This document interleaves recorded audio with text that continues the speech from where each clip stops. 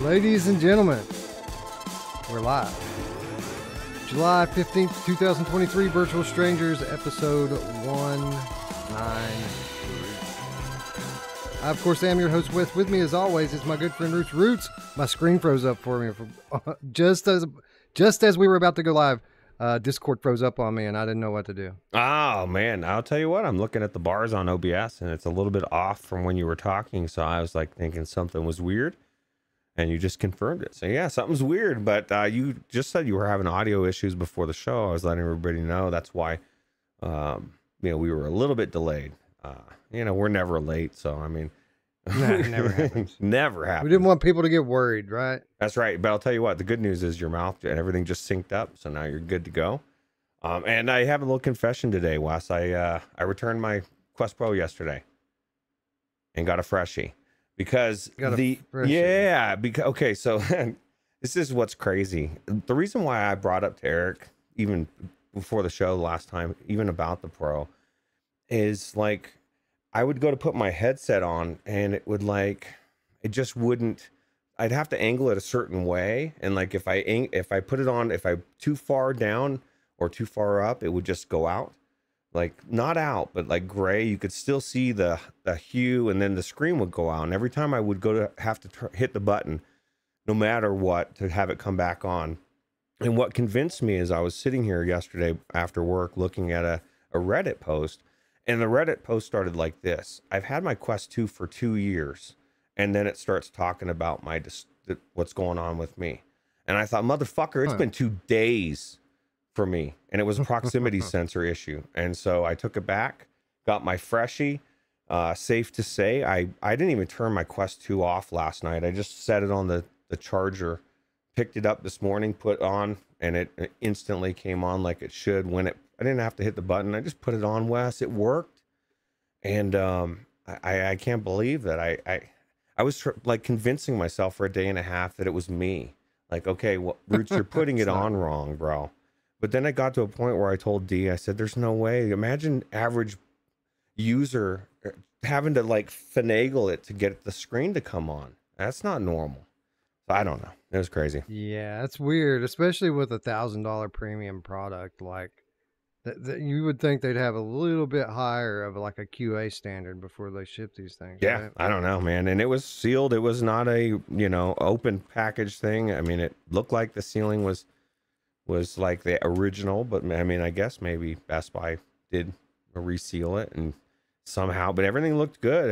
I think the proximity sensor was faulty, and but thank God I got the freshie, and now you get to start your 30 days over, right? That's right. I got my I think it's 2 weeks. Got my 2 weeks for Best Buy started over, and but I think I'm more apt to sell my the pancake lenses, Wes, are just amazing. I did go into Demio, and I did do the mixed reality. That was amazing. I did what I figured out is the graininess is the room around you, but the game, everything is 100% the same. It's the fidelity, everything. So it's not going to take away from your gameplay.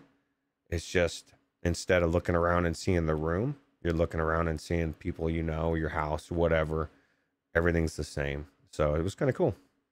Can you toggle it? Can you like if you want to bring in the virtual room for a little while and then maybe see your room for a little while, can you go back and forth? I don't think you can, because you have to go like it's a special mode. Because I guess it was in the settings for the standalone version. When you're going to like turn the background off the basement, and then one of them is AR mode, and then you have to make they have you like make a wall for each room around you, like they section off the entire room. Yeah.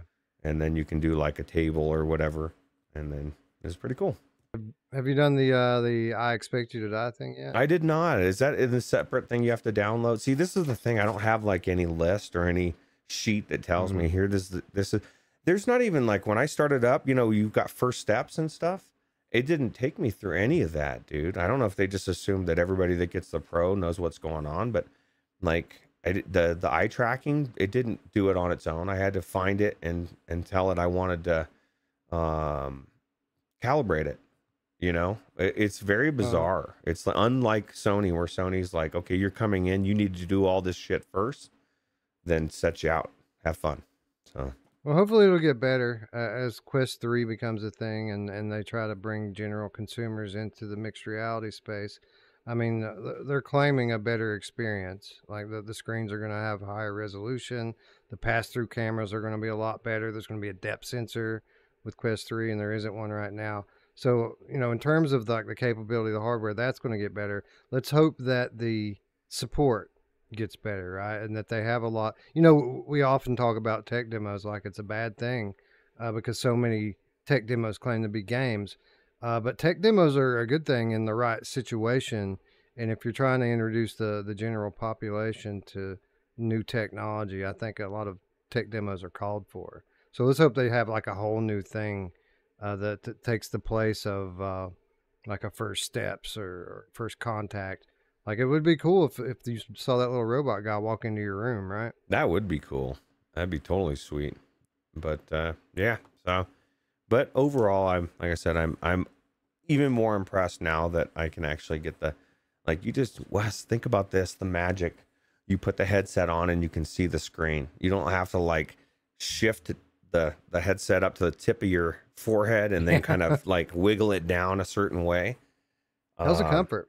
It's actually not bad. I you know, everybody says that it does put pressure on your forehead, and it does a little bit. But I don't feel like I've ever felt like getting a headache or, you know. I mean, Dee played it for like 4 hours yesterday while I was working. Was playing Light Brigade. She's actually unlocked, I think, 6 of the classes already on a new count on Steam that she bought. She has a problem, Roots. She loves that game, and she's saying it's the best, definitely the best version. And she's just really enjoying it. So Yuki, you need to try Yuki MR. That's I've tried a lot of well, not a lot. I've tried a handful of MR experiences. I think Yuki might be the best one I've done. Although the one from Resolution Games, the Spatial Ops, that's pretty good too. Like okay. it puts it's just a wave shooter, but it puts like and this is just one mode of it, by the way. It also has like a co-location multiplayer thing that you can do as well. But the single player thing is a wave shooter, and it basically just puts a portal in your wall, like your real life wall, that has enemies inside of it, and you kind of walk up to your wall and start shooting into it, and then they're trying to make their way through the portal to get into your room, and that's when you take damage, is when they actually make it into your room. They blow up when they step in your room. I can only imagine when you have the pass through that has no grain at all. Like it just looks really good, because this is what they're promising us, man. That's what they're promising us with Quest 3 is that that's it's going to be crystal clear. Yeah, that's what needs to happen, because right now, like I said, Demio, I think is a perfect game. You know, it doesn't. I'm not like staring at the fucking basement when I'm playing Demio. You know what I mean? Like I might look around and see some things and say, "Oh, that looks cool," but it doesn't detract from the game because I'm looking down at the board. So that graininess is not going to take away from the game. But I would imagine if you're shooting stuff and they're coming into your room and stuff, that might be a little bit different. So I don't know how that would go, but I think getting past the graininess 100% is going to be amazing, and it'll be a game changer.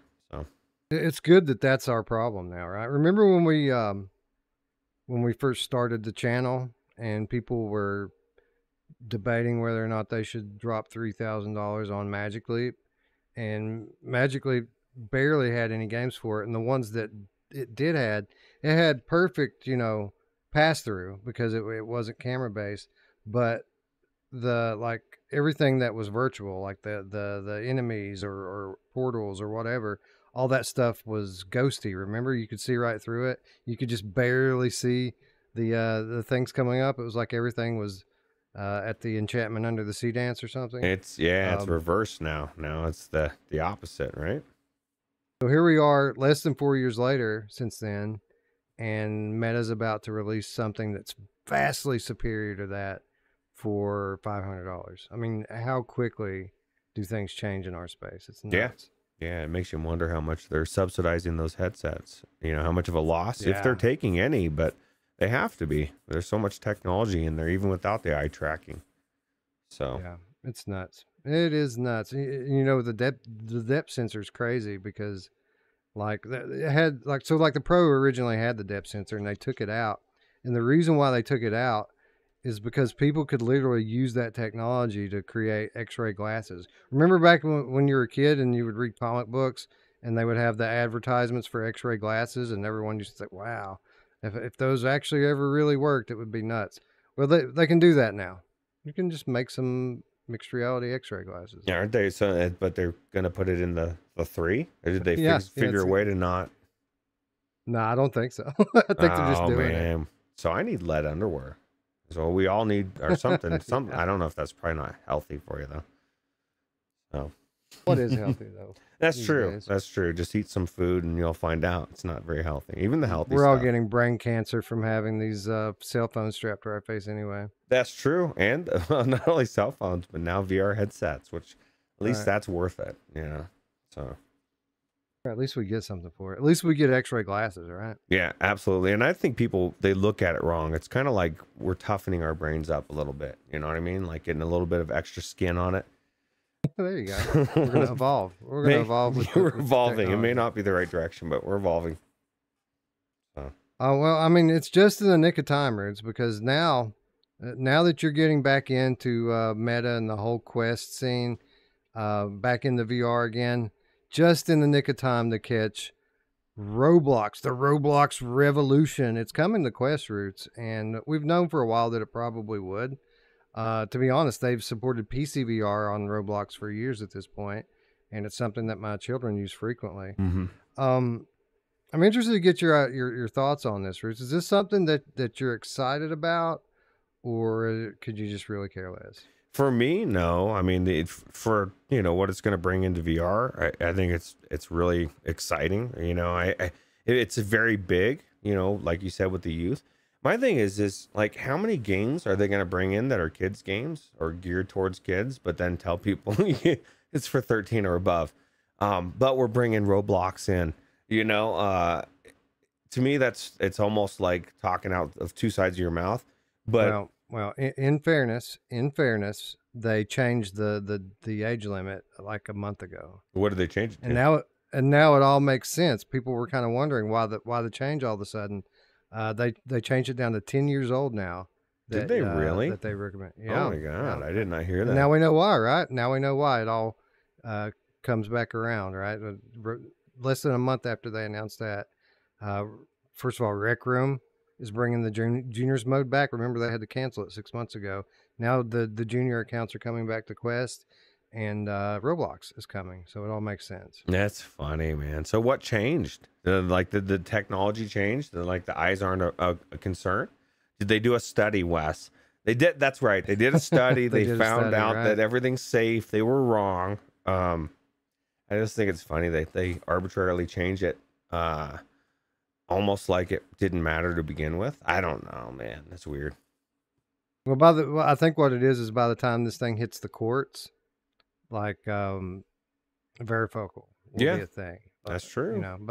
By the time they come to account for it, varifocal will be in like Quest 4, and they can say, see what the problems that people are claiming that we had with our last gen, which we don't agree with, but even if that was a problem, it isn't anymore. We fixed it. Or we're gonna have a whole generation of people like the jerk. Remember when he had that invention?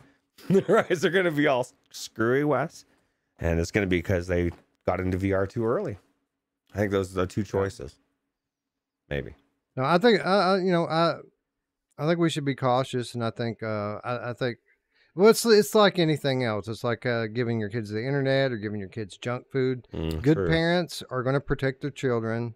Bad parents are going to just let them have whatever they want, and then they're going to pay the consequences for it later. I don't think that this is going to make a big difference one way or the other is what I'm saying. Like the people that are going to be fucked by this are fucked already, and the ones that aren't. True. Yeah, 100%. And I mean, to be fair, in all seriousness, there's probably. I mean, it doesn't seem. It's been kids in there for what, 5-6 years now, and I mean, I'm not saying it's long term, but it seems like everybody's okay, right? So I Yeah. don't know. Yeah. Well, I mean, with my kids specifically, and my kids all do play VR. I actually encourage it these days because my youngest is 12 now, Oh yeah, and we're trying to encourage him to be more physically active, and his way of doing that's been Beat Saber. He's Beat Sabering like 6 times a day now for exercise, which that's is I think is awesome. great. That is Yeah. awesome. Mash is probably freaking out somewhere right now, but that's awesome. Scion says they did a study that was funded by Roblox, and they said 10 years old and up is all good, baby. That's It's all exactly it. good, baby. That's right. Uh, Gamertag VR says, my friend's little girl wants one. She came around and asked, and I said, no way. Wait till she's 13. She said her friends have one and play Rec Room. Mm. 7. I guess he's saying that she's 7. Oh Seven's a yeah. little young. Seven's I'll let like Mike. you put your kid in for like 20 minutes, you know, like show them something small, maybe that one Wolves in the Wall, or you know what I mean. But Yeah. yeah, that's very limited. I agree, So Gamertag. so I started my youngest started playing, I guess, about the time that we started this channel about 4 years ago. So it would have made him 8. But the way that we did it with him was 30 minutes every other week. So like it was super rare. Mm-hmm. It wasn't something like we didn't let him get in regularly enough to kind of fuck his eyes up or fuck his brain up. But if he did good with his schoolwork, again, we homeschool. So if he did his work and took care of all his business as a reward, every other week, we'd let him get 30 minutes in there. And yeah, he turned out all right. Yeah, absolutely. I just opened the door to let my dog in, and my kid's literally out there beat sabering right now. Like I I'll had no tell you idea. what, I would. That's what I he's mean, doing. Mash would disagree. Alex VR would not. When I played it last week, I actually had fun. You know, like it's simple, but it's not like you're just there's the environment. You don't have block. You know, you're not moving. That I mean, especially when it first came out. Remember, it made Anthony have a tear run down his cheek. Like that just doesn't happen, bro. So I think it's people because it's been around us and we have played so many games. We kind of like, but it's still good. It's still a good game. You know, I still think Synth Riders is better. It's a better rhythm game. I miss Audica Roots. Yeah, I miss Audica too. And the best part about it, they haven't been supporting their servers. I guess they got rid of their servers, so there's no leaderboards anymore. They were acquired is what happened. Like the Harmonix or whatever the group that develops it were acquired by another bigger company, and then when that happened, they stopped supporting Audica. Yeah, I mean, I get it, but I mean, they kind of stopped supporting it a long time ago. Yeah, that's why Audica is not as good as the other ones. It stopped at some point. I think they had one DLC, whereas like Synth Riders and Beat Saber constantly coming out with new songs and new reasons to play, right? So, Yeah, I'm coming up with a new reason to play my PSVR 2 Roots very very soon. It seems like it's going to work with Steam VR. We've been tracking the story for a few weeks now, or probably a few months at this point, and they made a pretty big breakthrough. I don't know, about 6 weeks ago, where the person who's developing the drivers for it was able to get a video signal into it.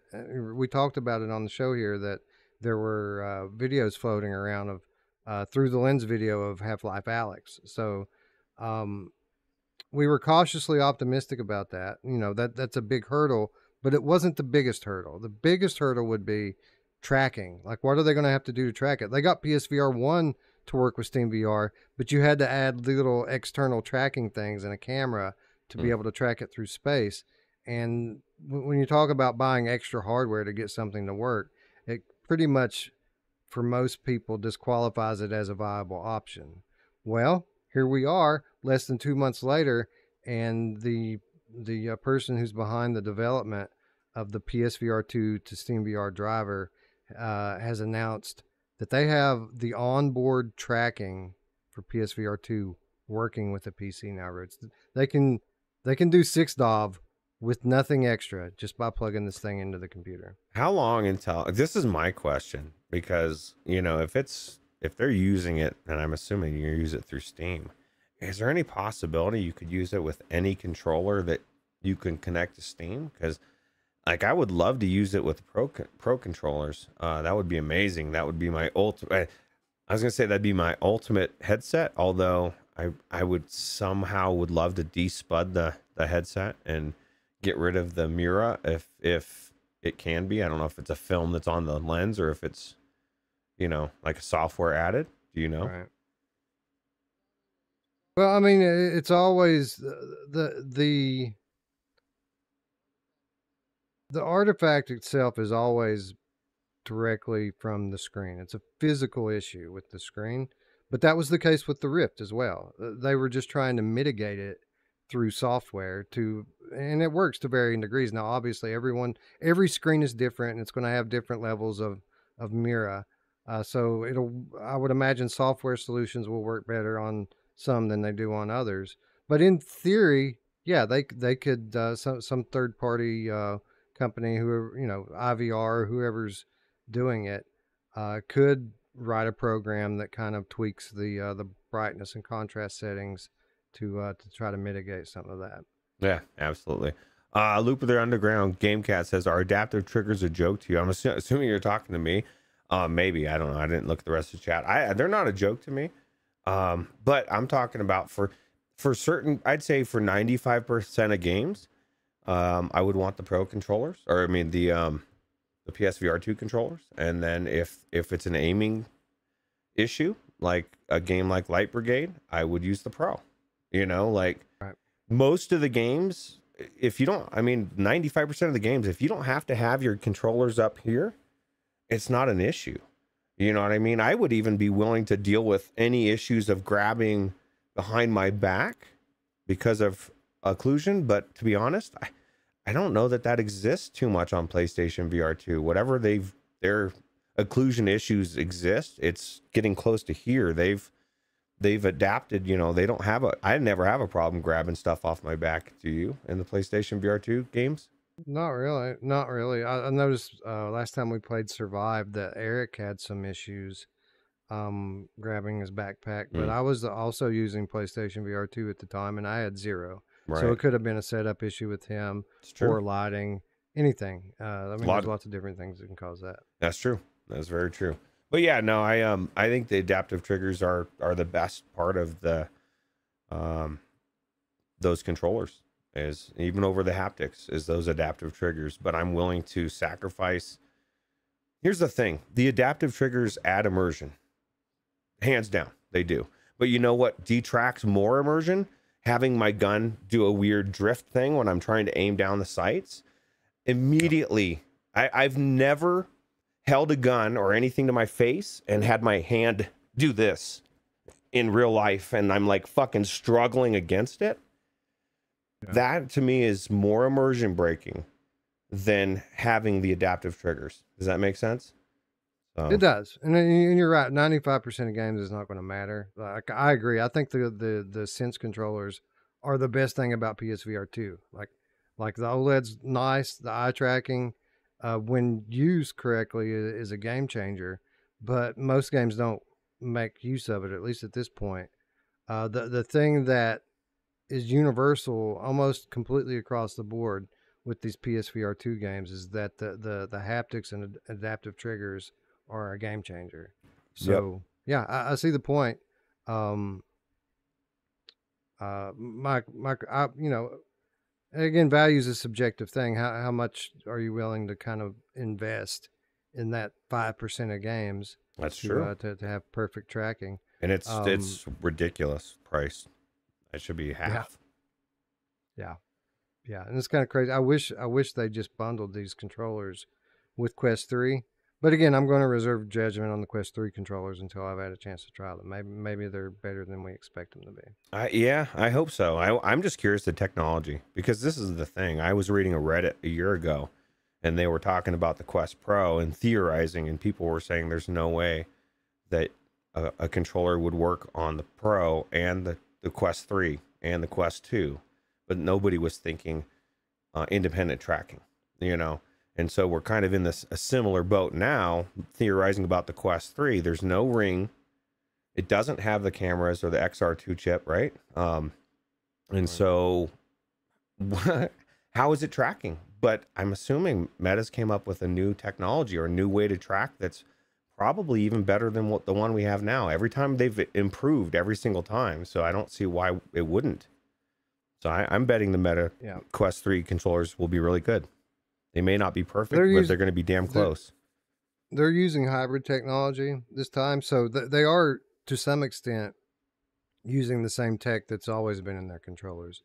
What it is they're putting the IR lights that would typically be in that ring. They're putting those all over the controller itself, through the face, through the handle, all of it. And the little bit of loss that they're going to have by not having the tracking ring on there, they're planning to mitigate that through their through the cameras, the high resolution cameras, and the depth sensor to kind of, you know, do some algorithm wizardry and make up for the loss in tracking. Again, time will tell whether or not that proves to be an effective means, but you're right. They've always gotten better up until this point, so there's no reason to assume that that's not going to be the case again. Yeah, I just don't think they're going to go backwards. So I think it, you know, it may very well be that the Pro controllers, the way that they're tracked, are unnecessary because they're so good, you know. So who knows? We don't have to wait long to find out. Roots, what a friggin' week of VR news, dude. Like, there was so much to choose from this week that, like, I struggled to cut it down to what we have in our show today. Patrons, if you haven't already, be sure to check out this week's show notes. Like, almost 3 pages on the cutting room floor, Roots, of stories. I know. That's crazy. I was looking at that earlier. That's it's a lot of info, man. That's good though. We got the best in there. Yeah. So a lot to get to today. So we probably shouldn't waste too much time. Let's go ahead and do roll call. Say hello to our friends in chat. Gamertag VR says, ask Wes and Ruuts what they think too. What are we talking about here? If it's Survive, SUR 1v3, Wes and Mash love it. Roots doesn't like it, but I may or may not have given it enough time. But my time on PC VR combined with my time that I did do on PlayStation VR 2, when I got to the point that I decided to quit, I just didn't want to play it anymore. I'm looking for something that's not Arizona Sunshine-ish. You know, the first version. I want Arizona Sunshine 2. But you know, people were raving about it. You just said the Scottish guy, Scottish fella, says that it was his favorite co-op game. So yeah, I like it a lot. And there were comments after our last, when we talked about it on the show, people basically saying most of your issues get resolved as you play deeper into the game. Like the enemy types change pretty significantly, the environment changes pretty significantly, and yeah, most people that play deep into the game, or at least out of the first chapter, are thinking this is a great game, and I tend to agree. There is jank, but I mean, we've been playing VR how long now? I mean, there's always jank. There's often a lot of jank. But I'm getting to the point that when I play a game that doesn't have jank, I really enjoy it. And then you go into a game and it's like going backwards, and now I've got to make excuses for jank, and I don't want jank, you know, like for the most part. And I know this is different, being VR versus flat, but I really don't put up with flat jank. Like, why do I have to put up with it in VR? You know what I mean? Like, I just want shit to work. And it's not unreasonable for enough jank to just get under your skin enough. You just don't want to play it. It's like, fix the jank.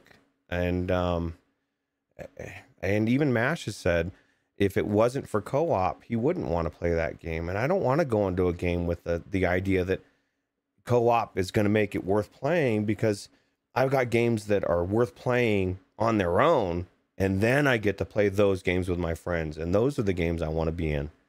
I So think I think what his point was there is that the game was it was meant to be a co-op game. Like I think that's what he was trying to say there. You played it by yourself. It wasn't really intended to be played that way. It was it's like a teamwork. The game's built around teamwork. I think is I what he was gotcha. trying to say there. Tom Flesh Eater Gaming is here, as is Ryan Brannon VR. What's up? Looper the Underground Game Cat says you internalize the jank. You know who else internalizes the jank roots? My mom! Yeah, she does.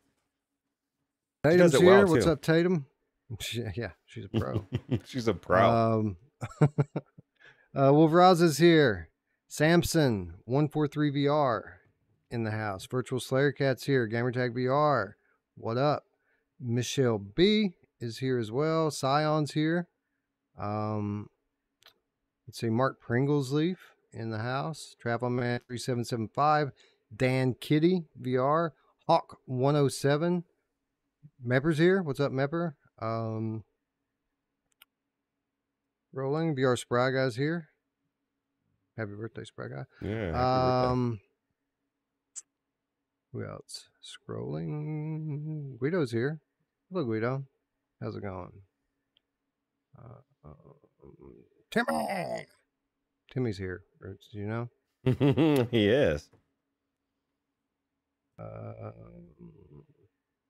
Mind Job's here.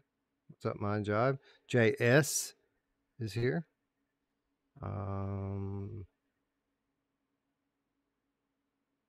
Scrolling. Thomas McNostril is here as well. What's up, Thomas? Chinatown D. What up? Matt and Kuda in the house. Assassin 32 VR. Yo. Mickey Barrios says the Pro controllers are great for the Light Brigade. Amen. Yeah. FJ is here. Says hi, strangers. Hello, FJ. Destiny 11 is here. How not to play is here. Radio Runt, Idaho in the house. Geison's here.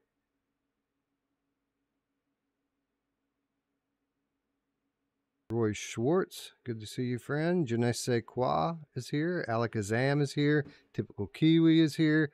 Techno Glitch is here. Sim is here as well.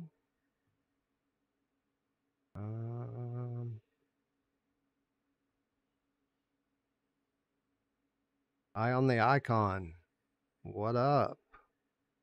James, how's it going? Bad Robo's here. And that's as far north as YouTube will allow me to scroll. So if I missed you, I apologize. Hello, thank you for joining us. Are you ready, Roots? You ready to get this show on the road? I think I'm ready. Let's do it. Hi, my name is Zach. This March, I released Vertigo 2 to critical acclaim. Today, I'm excited to announce Vertigo 2 will be coming to the PlayStation VR 2. Vertigo 2 is an immersive single-player FPS with a focus on story, spectacle, and tactile VR gameplay. Explore a vast underground facility with a case of loose inter-universal aliens. The twist is that you're an alien here as well. On your journey, you'll have to make some strange friends, and have to defeat some terrifying enemies as you try to find a way home. And if the campaign leaves you wanting more, I've got a very special update in the works. An in-VR level editor lets you create your own adventures and share them with the world. Build on top of an iconic environment from the game, or create your own world from scratch. Basic level scripting can be used to make puzzles, combat challenges, and more. On PC, you can even import custom textures, models, and sounds. But that's not all. 3 alternate playable characters will be unlocked after beating the game, each with unique abilities that change the game dramatically. Play as a levitating gremlin with magic attacks. Turn the game into a boomer shooter with old-school ammo pickups and accelerated movement. Or play as an advanced combat drone with a holographic HUD, minimap, and damage statistics. All of this will be included in a free update to the game later this year. It's my send-off to Vertigo 2, making it a game you'll truly be able to enjoy for years to come. Now, back to PlayStation VR 2. I partnered with Perp Games, who have an impressive track record of PSVR 2 titles, to make this port happen. We're aiming for a digital and physical release later this year. Vertigo 2 is a labor of love for me, and I'm excited for more people to get to experience it.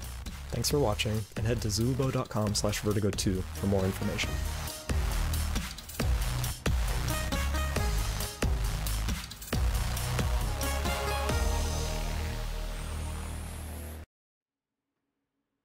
One of PC's greatest VR games since Half-Life Alyx is coming to PSVR 2 later this year. This from Scott Hayden at Road to VR. Vertigo 2, the critically acclaimed shooter adventure, is officially on its way to PSVR 2. Perp Games announced during its VR Summer Showcase that it's partnered with developers Zach Siakolis Brown of Zalubo Productions to bring the Half-Life style sci-fi shooter to PSVR 2. Both a digital and physical release is said to arrive sometime later this year. Launched on PCVR in March, Vertigo 2 returns you to the universe's robot and alien-infested science facility, serving up some very VR-native design alongside its patently funny and quirky cast of characters. We liked the game so much that we gave it a rare 9.5 out of 10 in our review on PC. Vertigo 2 is also getting a free update this year that will bring an in-VR level editor so you can create your own adventures and share them. Additionally, it's set to include 3 new playable characters that unlock upon completion of the game, all of which come with unique abilities that will change how you play. Check out Siakolis Brown's full announcement, which we just did, to see the level editor and additional characters in action. Roots, we talked about this a little bit on Friday, and for those of you who didn't catch Friday's show, you might want to go back and check it out because I ended up playing Vertigo 2 for 4 hours after we did our show. That's crazy. It's like it was like a 6.5 hour episode, but it was fun. I didn't want to quit when I did. It was just, the sun was coming up and I had to stop playing. But we said it then, Roots, all these people that are holding their breath waiting on Half-Life Alyx should exhale because they basically just got a better version, in my opinion. Yeah, and I know a lot of people aren't going to agree with that because they really love Half-Life, and that's great, and that's an opinion. It's valid. It's valid for that person. I think this is a better game. I think it's the depth. I mean, just the fact that you can play multiple different characters. You got so many different guns. Each one of them's unique, and I just think it's super cool. I think this is going to be definitively the best version of the game. And it's just, definitely gonna be awesome. Yeah, and all the extra stuff that comes with Half-Life Alyx and the benefit of having like the workshop content and having it be this unlimited source of new games for people that own it, that's coming with this as well, as Zach is implementing a level editor. And apparently the one for Vertigo 1 was pretty good as well, but I expect this one will be next level. And as big of a deal as that is for PC, that is huge for PlayStation VR 2. That we're going to have, imagine, Roots, all those creators in Dreams, people like Bad Robo that were making games for PSVR 1. Now they've got a fully featured engine that they can build games for PSVR 2. Mm-hmm. And I think that's going to be a big time game changer. It's going to be a better engine too, in my opinion. Probably. I mean, that's easy to say without knowing much about either one. I just know what Zach does, and I would imagine that it's probably going to be fucking awesome. I can't wait. This is the thing. I love this game, and I'm excited. That's another reason why I'm excited that I got this Quest Pro, because it's made me like I want to play this game anyway, but now I get to play it in that thing, and I'm just psyched. So yeah. That's cool. I just finished chapter 11, Roots. So on the stream the other night, I played all the way through chapter 10 and 11. Oh God!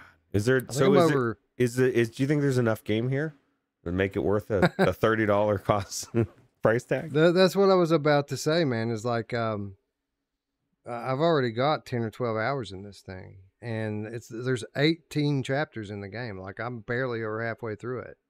Yeah, that's crazy. I mean, the depth here, just everything. This game is amazing. It's probably like, I can't imagine for me it not being game of the year by the time everything goes through, by at least in some respect. But like Awesome Tatum says, the colors are going to look amazing in the OLED. The adaptive triggers, and I guarantee he's going to use everything he can, like you said, foveated rendering, everything. So it's going to look even better than the PC version, and I can't wait. There'll be no jank. Although this is one game outside of in the early copy that I had, we got Brian floating up in the elevator. And tried to grab onto his ankles. When I tried to stream the demo that time, I got stuck for like an hour because the switches didn't work. I couldn't get the gun. But that was all in the early shit, man. And you know what's cool about Mr. Brown? Let's be a little bit more professional.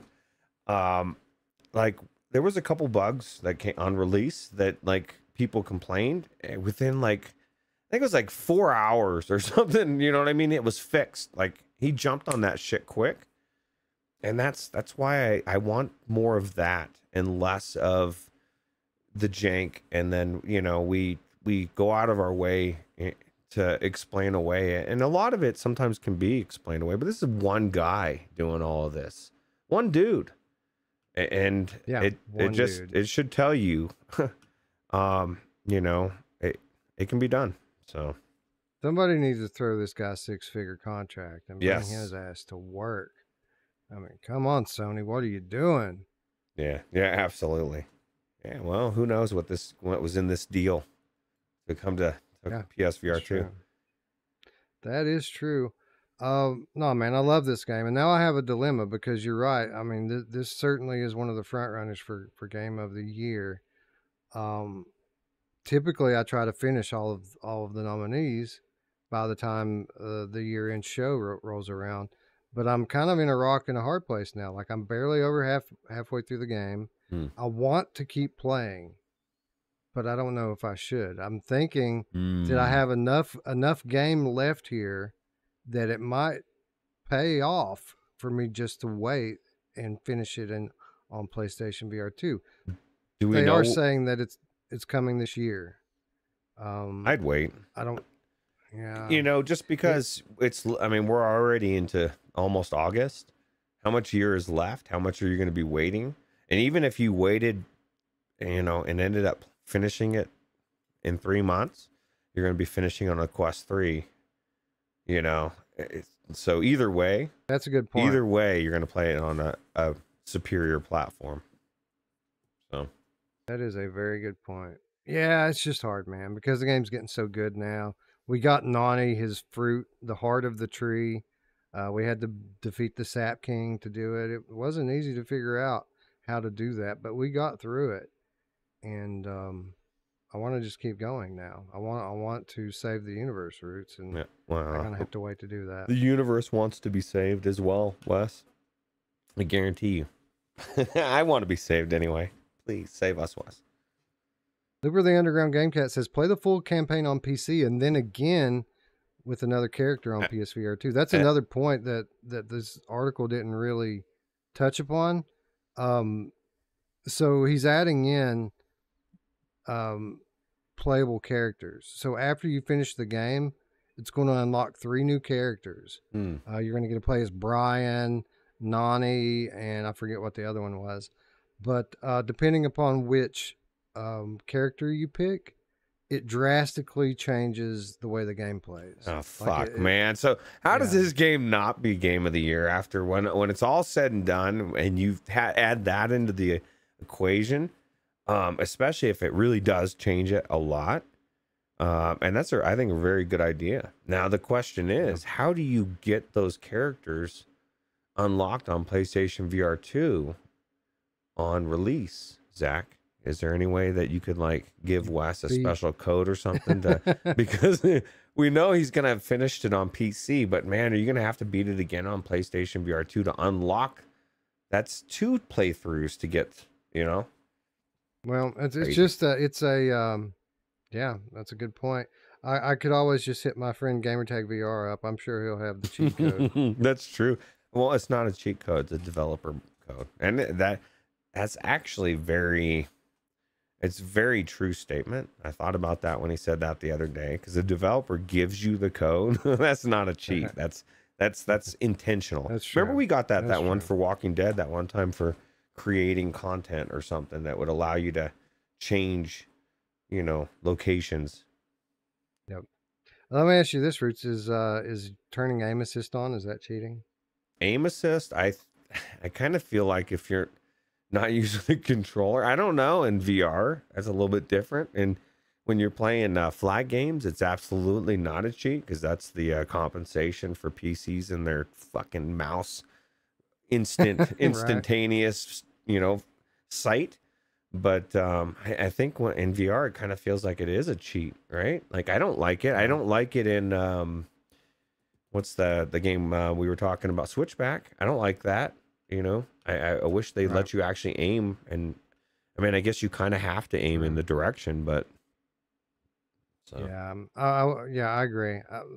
If I could change two things about Switchback, I would take away half of the bottles and boxes that you have to shoot, and I would get rid of that fucking aim assist that they built into it. Like, I think if they do that, there would be a lot more nuance to leaderboard oh yeah, racing. oh yeah, okay, that makes sense. I was thinking bottles and boxes. What's he talking? Oh, leaderboard. That's because Roots doesn't do leaderboards.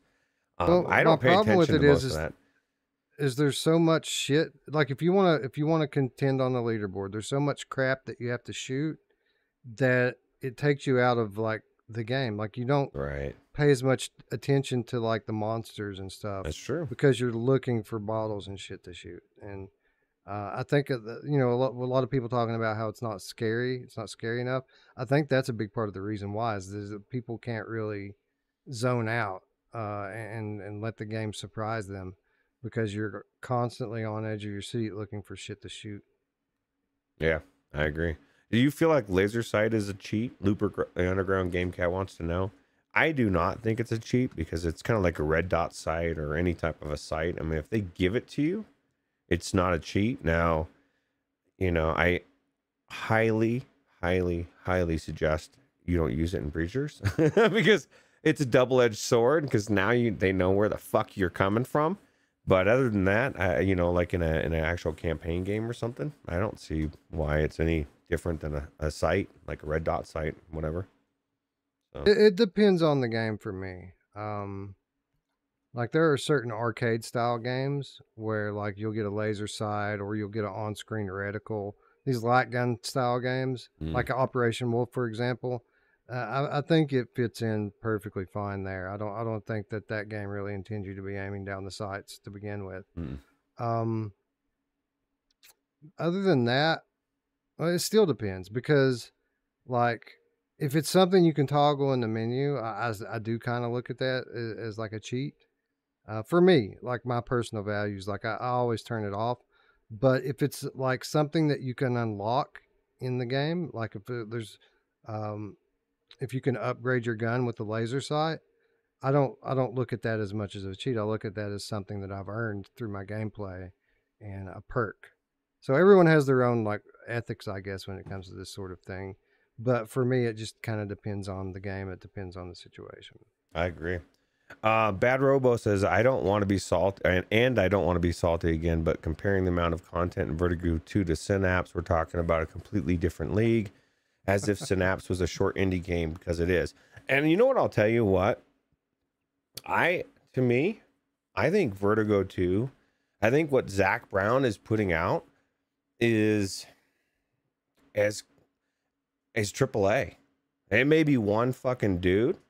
It's AAA level to me. It's better than most AAA games that have came out. It took him to make this thing. Yeah. So I think you're 100%. I mean, it's apples to oranges. Like you're talking, and this one dude is on a AAA level, comparable to Valve, in my opinion. And Valve would probably, how much money did they throw at that game? Like that's crazy to me. Now, granted, a lot of it, Half-Life Alyx, we've said was nerfed because they catered to the everybody coming into VR. We don't want to make anybody sick. We don't want to go, you know. And Zach didn't. He just said, I'm going to make the game I want to make, and it's going to be for everybody. And if it's not for you, then sorry. So. Yeah, it is a bit of an apples to oranges comparison, and you know, it's not something that I would typically do is compare these two games. But since we're doing it, since they're both around the same price, um, the things that make Vertigo 2 great are different than the things that make Synapse great. That's Like true. Vertigo 2 is a great adventure. It's a lot in terms of like the quantity of the gameplay. Even the quality is top notch. But with that said, what Zach is doing in Vertigo 2 is nothing Right. groundbreaking. It's all been done before in various different games and situations. What Synapse does has It's never been done before. It's very groundbreaking, and that is very, as you're saying that, that's so accurate. Wes is like, it's 100%. It's groundbreaking. It's different. It's the way that it feels. It's never been done, and people are going to copy it. And so on that level, it is apples to oranges on a different level. And Miles Dyer says, way past my bedtime, 1 a.m. here, so just stopping by to send some love and drop a like. Much love to both you dudes.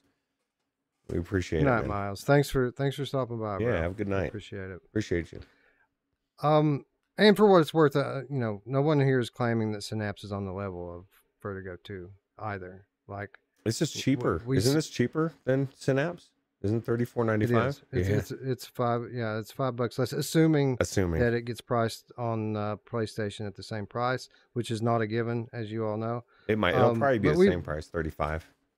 But we said it during our Synapse coverage. Like, we're not saying that Synapse is on the level of Resident Evil Village or The Walking Dead Saints and Sinners, or we're not saying that it's among the best of the best in VR games. We're saying it's slightly under that. And for these reasons that Bad Robo highlights is the reason why, because it is in terms of scope a smaller game, but in terms of quality, it's definitely it's up there with the best of them. Just think about if they would have gone, put 6 years into it, the scope, or went deeper in scope. Like, that's the thing. That's the thing we want them to take away for the next game, is you're nailing it and just expand that scope, and it's just the games just keep getting better, and it is groundbreaking, and it's a game that I don't expect to see on any other platform outside of if PCVR somehow, or even I guess standalone, starts having eye tracking as a standard, and then maybe it comes over at that point, right? So. I think it'll be done without it. I think it'll be an inferior product, but it's doable for sure. Yeah, but this is the thing. It won't feel as good. Like, the eye tracking is kind of what makes it feel so special. It just, I don't know, man. I still think about the gameplay. There's nothing like it. It just is it just feels so good. And you incorporate that gameplay into a full campaign of a game, forget about it.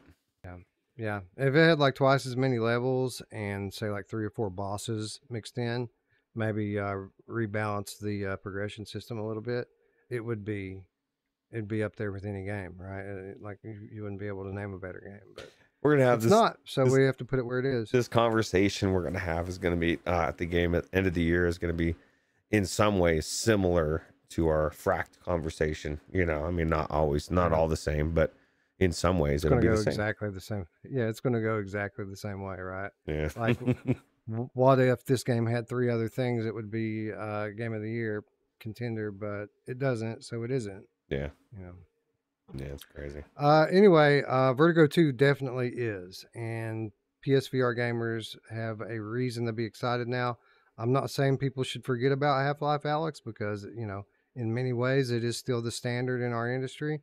But this is one hell of a consolation prize. And if I had to personally pick one of the two to come to PSVR 2, this is the one that I would have picked. Yeah, absolutely.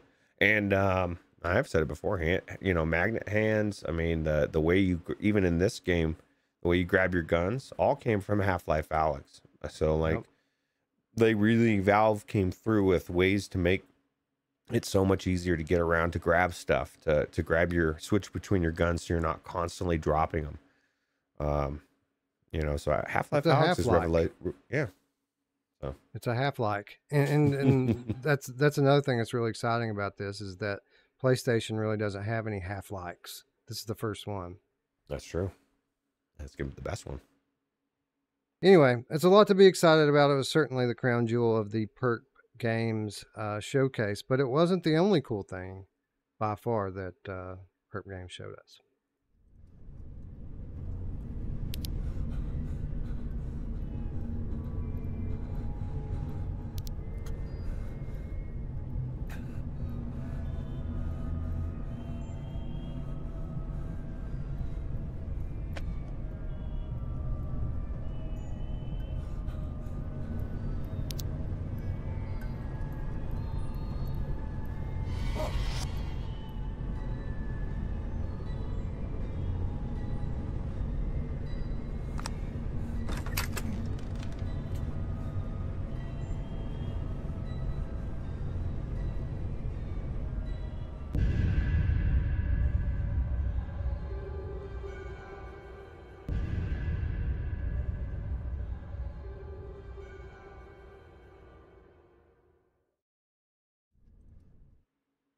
Lovecraftian survival horror Pneumata adds VR mode in new trailer. This from RelyOnHorror.com.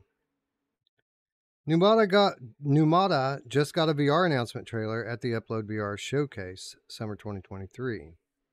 Pneumata is a first-person psycho horror game developed by one-man studio Deadbolt Interactive, which places you as a detective in an apartment complex where people keep going missing and things are just not right at all. Info on the game is still somewhat scarce, but this is the official synopsis and features list from the main game's Steam site. Tenants are going missing, screams echo, and blood seeps through the walls of Clover Hill. As a detective, unravel the truth that lies within and recover your fragmented memories, or succumb to the horrors that lurk in the shadows within this sinister blend of survival and psychological horror. Features: psychological and cosmic horror that makes you question what's real and what's not. The line between reality and alternate worlds begins to blur. True survival horror: scavenge for weapons and supplies in limited quantities and run and hide to survive by any means necessary. Examine crime scenes and piece together clues and evidence in order to solve a series of gruesome murders. Explore a realistic and gritty apartment building and discover hidden areas and pathways in your search for the truth. Diverse AI: fight or hide against entities that are unpredictable and use your environment to create distractions. Gruesome horror around every corner and an unending feeling of tension and helplessness as you explore deeper into the complex. Just like the main game, Pneumata VR has not received a release date. The non-VR version of the game is currently listed as coming soon, while Pneumata VR does not appear to have a separate Steam entry as of now. Roots. I'm gonna read one line here again. I know psychological, which line it is. yeah, psychological and cosmic horror that makes you question what's real and what's not. The line between reality and alternate worlds begins to blur. How many times have we sit here on this show and said VR doesn't have enough games that do exactly that? Yeah, absolutely. And that's one of the reasons why you were, I can't remember who it was in the chat that one day you were saying that's why you like, I think it might have been Gamertag, why you like the, that horror game, what's the name of it? Where you're the, you have a psychosis and you have the dog. Oh, Blair Witch. Blair Witch. Yeah. It's like things are changing. You don't know what's really happening, you know? I mean, if everything sounds really cool, I mean, makes me kind of feel like I want to get a true LA Noire game in VR, like full game, because I want to be a detective. I don't know if I want it to be in a horror setting. That's more Wes's. I'd like to just like travel around downtown LA in the 40s, or I think it was the 40s. That'd be cool too. Yeah, that would be cool. That was one of the best parts about the VR version, is actually getting to see San Francisco back then and what the, you know, what it looked like, at least in the game. But yeah, no, this looks cool. It sounds cool. And I mean, it definitely has promise. People are excited about it, right? So. Yeah, and when it comes to PlayStation VR, everyone knows that it doesn't already have enough horror titles on it. So like when we get the announcement of even more coming, like it's about time, right? Yeah, absolutely. We need more No, but good horror games. Like you said it before. There's a lot of this kind of, I'm sorry. no, sorry. I think my internet was kind of cutting out there for a second, or kind of still is. There we go. Yeah, no, Yeah. we want real horror games, right? We want good ones, not mediocre ones. And there's a lot of mediocre ones, a few good ones. And Right. this one sounds different than any other one that I've done. It sounds like it's going to be creepy, but being able to actually investigate as a detective, the murders, as long as they do it right. Like, I don't want some empty apartments with, I'm walking around and supposedly searching, but it's not really searching. Right. I think it could be really cool. Yeah, it's basically attempting to do what Layers of Fear attempted to do, which, Layers of Fear, for as great as it was a bit of a dated game, and while VR certainly adds something to it, um, w- I look forward to getting a modern game that kind of tries these ideas out in VR, because VR is well suited for this sort of thing, and especially when you start talking about a game like PlayStation VR or a system like PlayStation VR 2 with the eye tracking. We've said it that, like, if the game and the developers know where you're looking, they also know where you're not looking, Right. and a lot can happen where you're not focused. They can have things move and change in your peripheral vision that when you look at it, it freezes. This sort of thing that they can really, a talented developer, a talented horror game developer is going to be able to use this technology to affect the users in ways that just aren't possible Hmm. through a flat screen. And that's what's exciting when I hear about this type of game. A modern version, a modern game coming to VR, next gen VR. That's what excites me. These are the type of games that I've been waiting for, and I'm hoping that this developer, this one man team, um, can actually pull it off. Well, here's an idea. They could, like, when you blink, things could change. No, just kidding. I guess they've kind of did that with Switchback. But don't blink. Yeah, don't blink. That's right. Hopefully they do it a lot. I kind of felt like that was a little gimmicky, but in some places it wasn't. And like you said, if they really use it in the right way, I think they really can absolutely um, scare the shit out of you. That's the thing is there's nothing creepier than thinking something's weird, but not being able to put your finger on it. Maybe some things are changing in a subtle way, or who knows. So I think that VR studios should start firing their staff and get it down to 3 to 5 people at the most, because these games that are coming from one dude, Vertigos and Pneumatas and Red Matter, and like, it's these are my favorite games. So apparently, having a big team behind your game is not the best thing. no, it can be depending on if you have the right team and the right person running it, but most don't. But here's the thing: what they need is they need to hire Wes as an idea guy. Let him like give you the ideas on how to make the game amazing, horror wise, and you're good to go. I'll spell it all out for you. Yep. All you gotta do is code it. I'll tell you exactly every little detail that you need to know. You just have to code it, because I can't do that. Hey, you could GPT could do it. There you go. Hey, that's an idea, actually. Yeah. I watched Jerry Ellsworth do a talk at GDC, and a significant portion of what she was talking about is using ChatGPT to code games. And she's like, literally, she's taking Steam games that are made to be flat, played on a screen, plugging the code in the ChatGPT, telling it what she wants, and then it spits something out that she can run on Tilt 5. That's just crazy. And what's crazy is, like, you could literally be, because you're learning as you're going. It's not like you're just not learning something about coding, right? So there you go. That's what you should do. AI is definitely going to be a disruptive technology for every sector. Every sector. I was just telling D that. I was like, how much faster could an AI access, like for insurance, like when someone goes into a chat thing and give you your policy and what you should do, and you even calls, like now there's AI that you call in and that you're talking to somebody and it sounds like a person, but it's an actual AI. So Yeah. crazy. Yeah, it's one of the things that kind of bothered me, and we didn't really talk about it when we were covering B99. Is the voices in that game are so bad, like the AI voiceover. Like we have AI today that sounds real, right? And this sounds so totally not real. I feel like that should be one of the first updates to that game is redoing the voiceover. Yeah, for sure. Anyway, Bad Robo says we need Alan Wake 2 in VR. Alan Wake is a game that looks cool that I've never played. And the reason I bring it up is it's free right now if you're subscribed to PlayStation Really? Plus, PS Is it Plus. on a PS5 version?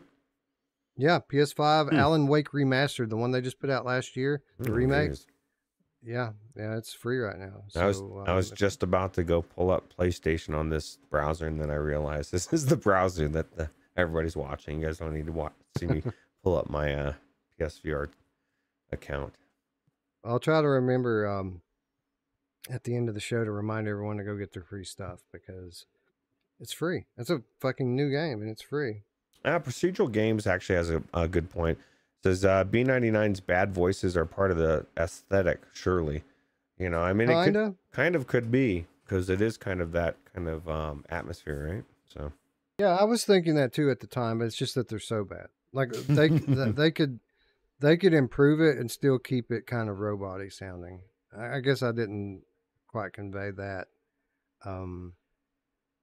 as well as I should have. Like I don't want it to sound like a real person, but like the syntax, the pacing of the statements was really bad and words blending together that shouldn't, and it was just not good. yeah, that could be like a language barrier too, right? It's like I think it's a Chinese game or a Korean game or something, I believe. Yeah. Well, I don't know. No, I mean, I thought that too because it certainly seems that way from inside the game. That's what it seems like inside the game, but I guess if it's not, then. But the guy's name is Jacob Stewart, so. Oh, okay. So I don't know how many. Well, you know what? I say that, but half the people that I've met from Korea, the developers, have names like Bruce and George, and like I know that's not your real name, bro. Like. So maybe Jacob Stewart isn't really Jacob Stewart, but that's what he goes by. Okay. Anyways, there was a lot more than these two games in the Perp Game Showcase, and my early drafts of today's show notes had us pretty much. Our show was basically going to be just recapping the Perp Game Showcase, but we decided against it. I would recommend those of you who haven't seen it yet go over to Without Parole. Brian Paul was the host of it. He reposted the event on the Without Parole channel. Go watch it, man, because there's a reveal of a date for when we're going to get to see gameplay footage of Madison VR. There's one of the things I really wanted to cover during today's show was Happy Funland, that another horror game for VR that's coming from Perp. Perp bringing Madison, Pneumata VR, and Happy Funland all to PSVR 2 this year, Roots. It's nuts. That is nuts. But we got some info from the developer on that game. So you might want to go check that out. At the end of the day, I didn't want to recap that whole showcase. And even Wanderer, the Fragments of Fate. It was revealed this past week that game's coming to Quest 2, which is pretty cool. And they ran a trailer for it during Perp with developer commentary going over a lot about what they're changing in the game versus the last gen version. At the end of the day, we've covered all of these games fairly recently on the show. So that's the reason why we're not talking about them today. But even though there's a lot of new details and news on these games, I'm just going to refer the patrons to go down to the show notes and check it out. Everyone else, go to Brian's channel and watch the showcase yourself because there was a lot of cool stuff in there. That's crazy. Anyway, Roots, we couldn't do just Perp games this week because there is a bunch of other stuff that fell outside of PSVR 2, stuff that fell outside of Perp games, and this next story is a prime example of that.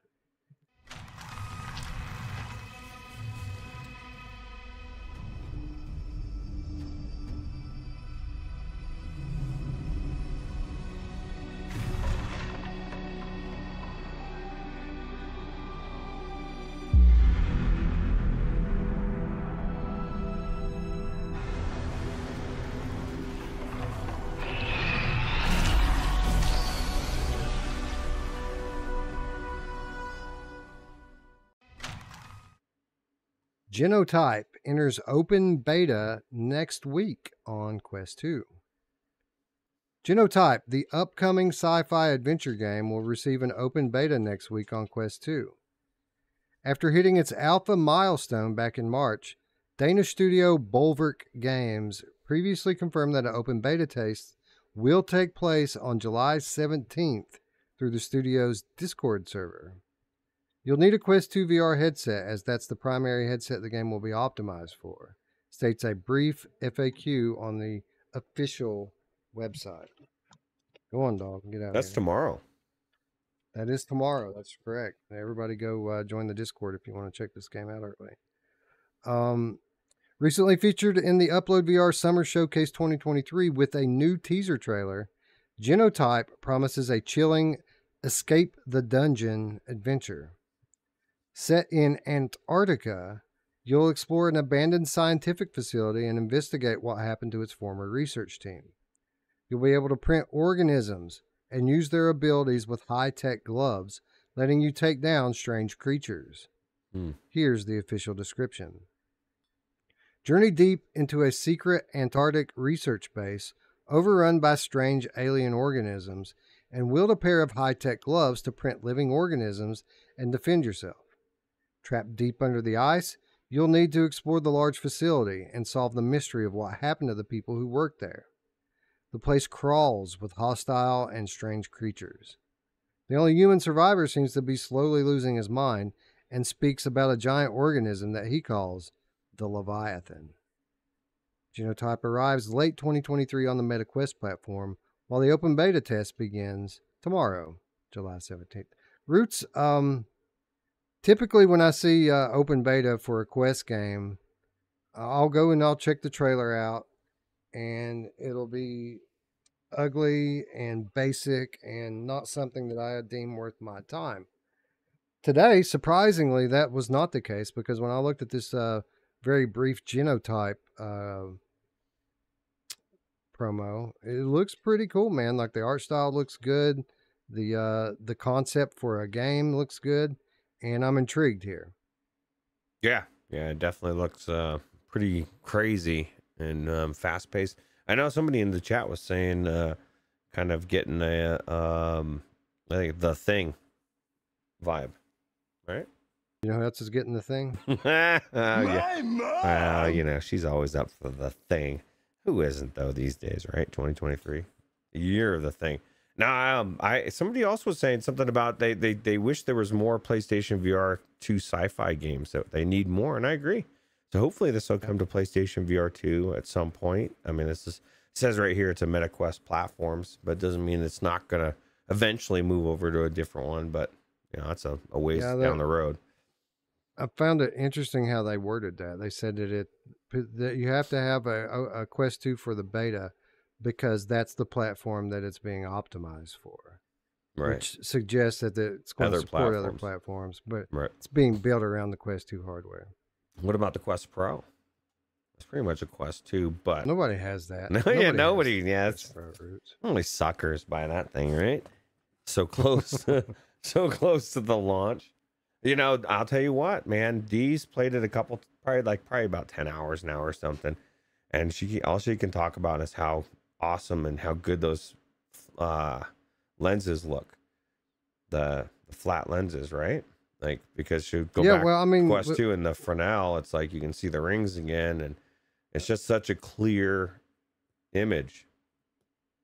Yeah, I'm sure it's awesome. Well, I mean, I've used it. I know exactly how awesome it is. It's cool. It's cool. That's why I'm excited for the next year to 2 years in gaming, because not only do we have PlayStation VR 2, we have Meta coming out with something that's gaming focused and is a notable step up from what we've been playing on the last 3 years. And it's pretty much, I mean, it's almost the same price as what the other one was. I mean, I don't know, is the 500, that's the 128? Right. So it's 600 for people like us, and it's going to end up being 700 after we buy all the head strap replacements and all this stuff. But I'm looking forward to it, man. I'm ready for it. I want it now. Yeah. Well, you know, I told DS, I'm still getting the Quest 3. That's still happening. So my thing is this: it's a benefit of you know, working every Well, you'll be able to Sunday do cleaning buildings. multiplayer with D, and co-location multiplayer is something that's becoming more and more a thing now in VR, where two headsets in the same space can see one another. Like That's it's true. what Spatial Ops does, and it's cool. That is pretty cool. Anyway, this game is cool. I think if that's Quest 2 footage and the fine print says that it is, I think that's very encouraging. I think the question is, do I wait on the finished product or do I beta test this? I typically try to avoid beta testing because a lot of people take beta testing as just a way to play the game for free and play it early. There's a responsibility that comes with beta testing, and I take that seriously. So I don't just Right. pick up beta test because I want to play a game. I do it because I want to help. I'm the same way. That's why I don't do beta tests, because I don't want to. I don't want to deal with jank. Do I want to go in there and find all the problems and tell the developer? No. That's why I love people like Gamertag that actually will play the game, and he like makes it a point to tell the developers, hey, like he's trying to fix the game before it comes out. I mean, I guess in a way we kind of all do, if even just trying a game, giving suggestions, right, to the developers. And I don't know why I couldn't think of pancake lenses, Wes, for some reason. But yeah, that's what they are. They're amazing, and I can't wait for them to be in the Quest 3, and everybody will be using them, right? So Yep, absolutely. Speaking of beta test, if you are the type of person out there that does take these sorts of things seriously, and you like testing games, if you like giving feedback and helping them to get better, if you like leaving reviews on the store so the developer sees what you think, hit me up on Discord, because the company that I work for, Impact Reality, is building a playtesting group. Now, it's not a paid position or anything like that. We're just asking people that we trust if they want to join our group. It's called Impact Labs, and we're giving people free access to these games and letting them test them. They have a direct pipeline through us to the developers.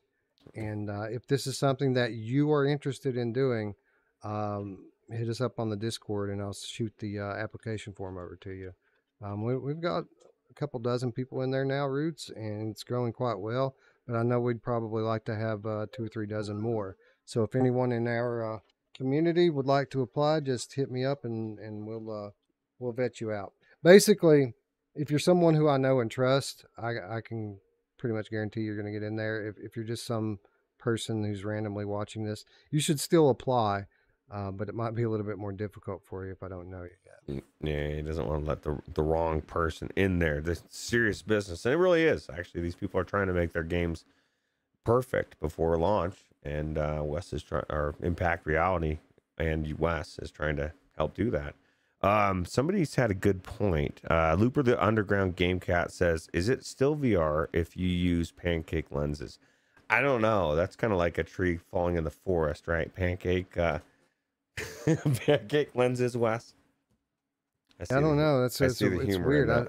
I see that. Yeah, it's a bit ironic, isn't it? Yeah, I like it. These pancake games don't have lenses, Roots. They just have shouldn't. Screens. Yeah. Well, one big lens, I guess. One big screen. That is another benefit of the Quest Pro, is the 2 lenses. Is the Quest 3 still going to have one, right? I think so, yeah. Yeah. It's going to be one screen. So it's going to be high resolution. It's not going to be quantum dot, but it is going to be significantly higher resolution, according to Boz, the guy who makes the official announcements. It'll be interesting. I think the Quest Pro will look better in some ways, and Quest 3 it'll look better on the Quest 3 and others, like clarity, sharpness, right? Right. That's right. Clarity and sharpness. And then like the color pass-through cameras are supposed to be a lot better too. Right. We'll see. Yeah. Exciting. What else do we have here, Roots? We got some more Quest news. Specifically a game that was already friggin' awesome on Quest. Just got a lot better.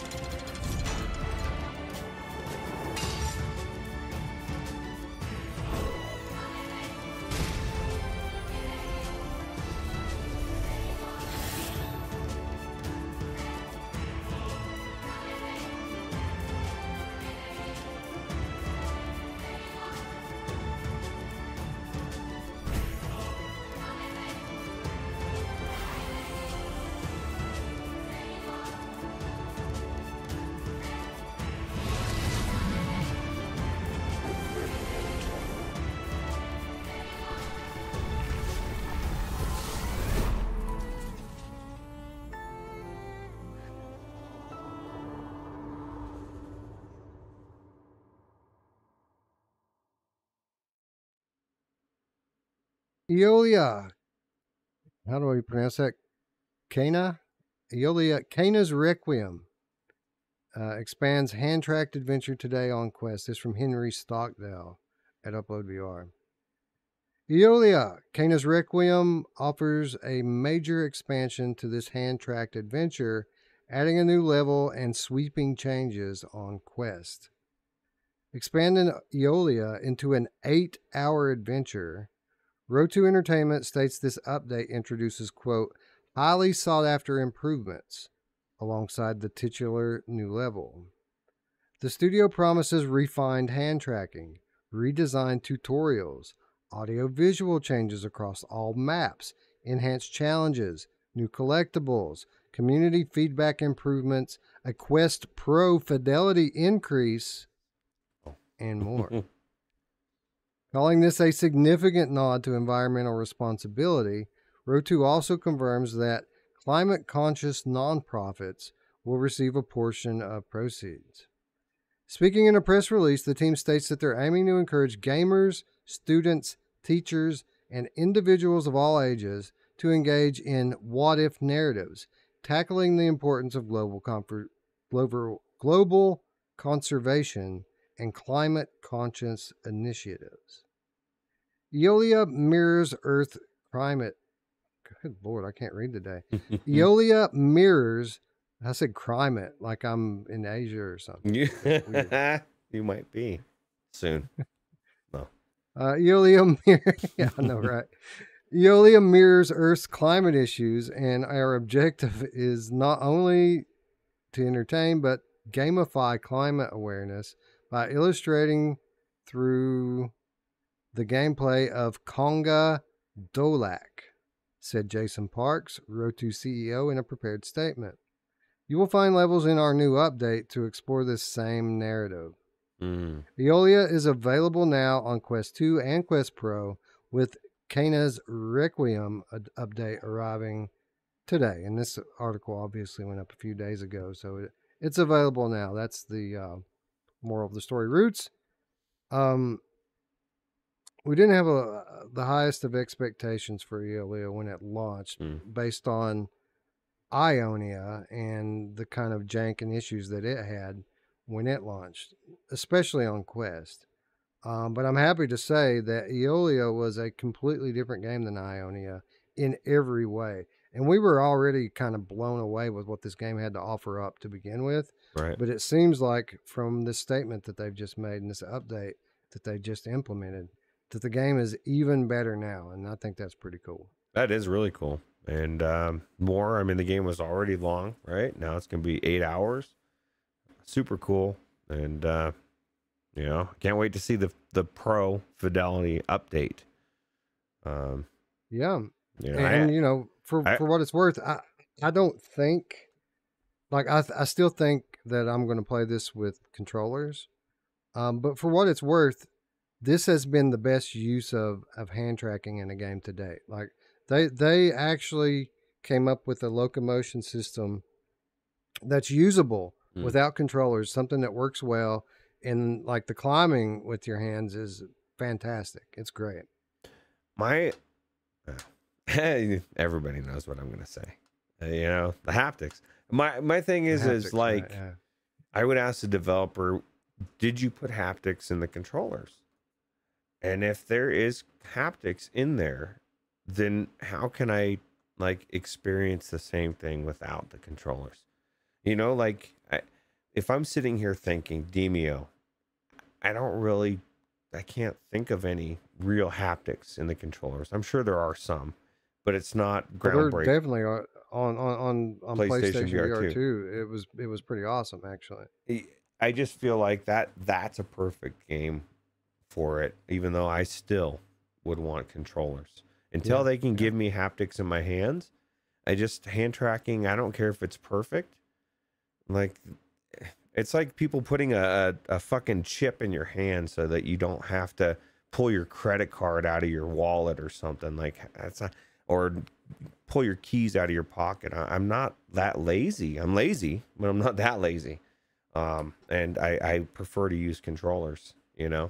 They're there. I'm the same I have way. them. here's the thing with when it comes to hand tracking, like I won't like make a statement that I don't think there's a scenario that's possible that a game could be built around hand tracking that it makes sense. All I'm saying is I haven't seen that game yet. That's Like true. we've seen games that implement hand tracking, but it's always feels like they're doing it just for the sake of putting hand tracking in there. It's not that the game itself Needs it. requires hand tracking. Like you Right. need to use your hands for this to make sense. All the games that have used hand tracking so far have just done it because they can. But the structure of the game is still built like it's a controller game. They're just trying to figure out ways to use your hands instead of controllers. This isn't going to work as a feature until they have games that are built around the idea of using your hands. They can't make a standard game that uses all these concepts that have been developed around controllers and then present hands as an alternative to that. That they have to build games that are that using your hands is fundamental to what the game is. And these sorts of things require like visionary thinking, and it's not something that very many people in the world can do. So it makes sense that we haven't seen the game yet. But That's common. if I'm you're sure. if you're someone who just enjoys tinkering and new technology, and you want to try hand tracking, and you want to know what the best is, Eolia is the best use of hand tracking in VR yet. But again, controllers are optional, and for me, they're preferred. I think any game like Wolves in the Wall or Experience, like that's a no-brainer. Surfing the net, watching media, hand tracking. I use hand tracking for that. Yeah, I use hand tracking for that. When I'm browsing the internet in the headset, I don't pick my controllers up. I use my hands for that. Yeah, because it's just that in that respect, it's convenience, and I don't need the haptics to change the YouTube. You know what I mean? It's perfect for it, and so like I agree with the chat. Some are saying that it's really just situational, right? Like there's gonna be there will be the apps like you said, or games that'll be like next level, and I think Unplugged was trying to do that, and it's not quite there yet. But that would be a perfect example where like that game is supposed it's a hand tracking game. There is no real other version of it, right? So, or can you play it? I don't know. Controller? I don't know. It's on PlayStation VR too, so I mean they must have adapted it for controllers. But I don't know. I haven't played it with controllers. I've played it with hand tracking. I didn't really care for it. Like you're supposed to be holding a guitar and you don't feel anything in your hands. It's kind of weird. It might actually be good with the PSVR 2 then. Yeah, maybe. Anyway, Eolia is good, and it was good, and apparently it's a lot better. So I'm not 100% sure yet, but very possible we end up diving back into this one this week and checking out the new content, checking out the visual upgrade on Pro, and all of these sorts of things. So stay tuned if this is something that interests you. All right. Anyways, moving on. What else do we have? We have a couple more headlines, I do believe. Oh yes, let's talk some shooters, Roots.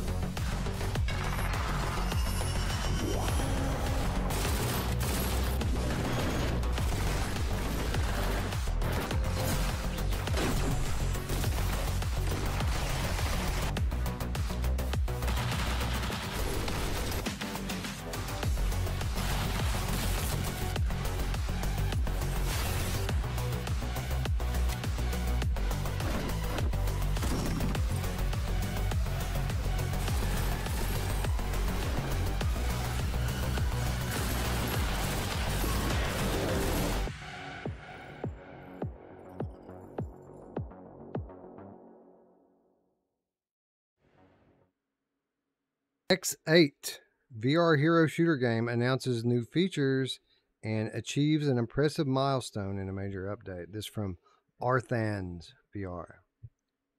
Over 50,000 players have installed X8 to play 187,000 matches and 1.5 million rounds within the popular VR multiplayer hero shooter game X8 in less than 2 months since its early access release, according to Third Verse's press release. To carry on the momentum, the developer is announcing the launch of its major update 1, set to bring a host of new features and content, such as a new map, an achievement system with over 20 separate achievements, and a user behavior reporting system to maintain a vibrant community and ensure fair competition. The new map is named Neo Yakuza, which is inspired by the mysterious and iconic Kabukicho Entertainment District of Tokyo, Japan. Here's the update on Steam. For the full changelog, check out Steam. Come on in, dog. It's your show. Changes include an achievement system, new map, Neo Yakuza, round outcome pop-up UI, allow melee damage to destructible objects, initial implementation of B haptic support, initial implementation of Pro 2 VR support. X8 is available now on Steam and for PSVR and the Quest platform. All right, Ruuts, why haven't we played this yet? I don't know. Isn't it free? Yeah, I think it is right now. I have no idea. The early access is free. What the hell are we doing, man? We're waiting until that's right. We're waiting until they're starting to charge, because that makes a lot of sense. Right. Yeah, no, like you said, I mean, it seems like a lot of people are liking it. I mean, I like what they're adding to it. You know, it sounds looks cool. Polished, don't it? I mean, it looks like a fairly polished thing, even though it is early access. I don't have B-haptic support, though, or B-haptics. I know Ryan Brandon just picked up a suit. Wes, you going to suit up for this game if you do play it? I'm going to say yes right now, and then when we play it, I'm going to put the headset on and say, oh, crap, I forgot to put my vest on. Oh, fuck it, I'll do it next time. I don't know, man. See, then I guess everybody's experience is different. I'm imagining that mine would be exactly the same as yours, because it's like that extra step sometimes prevents me. And once I've got the headset on, I'm not taking it off to go get my vest. And how many other people probably feel that way?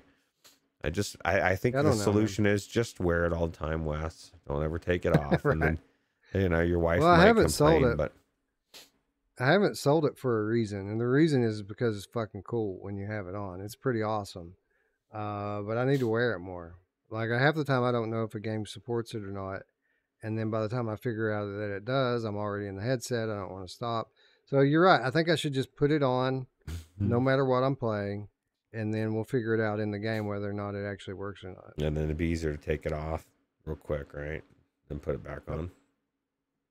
Well, I mean, it's not uncomfortable for me to wear. Like, it fits me pretty well. So, I mean, I talk shit about it, but if I had one right here, I'd put it on. I'd try it. I'd probably love it, but you know, it's a lot of money to invest for something that, you know, the people that I know, you and Eric, just don't end up putting it on very often, and you play VR a lot, and I would imagine that a lot of people, there's probably people out there that they suit up every single time. But my problem is I play as much PSVR as I play anything, and like, it doesn't work on PSVR unless you use the audio mode, which I've never tried. Maybe that's kind of cool. I don't know.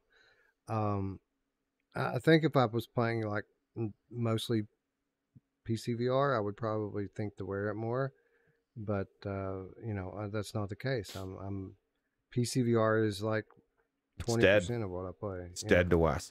Well, remember, me and Eric, we've been talking about going back into what was that game we were just talking about on the Seeking Dawn? Playing some Seeking Dawn together. You know, that'd be cool. Yeah, does Seeking Dawn support B-haptics?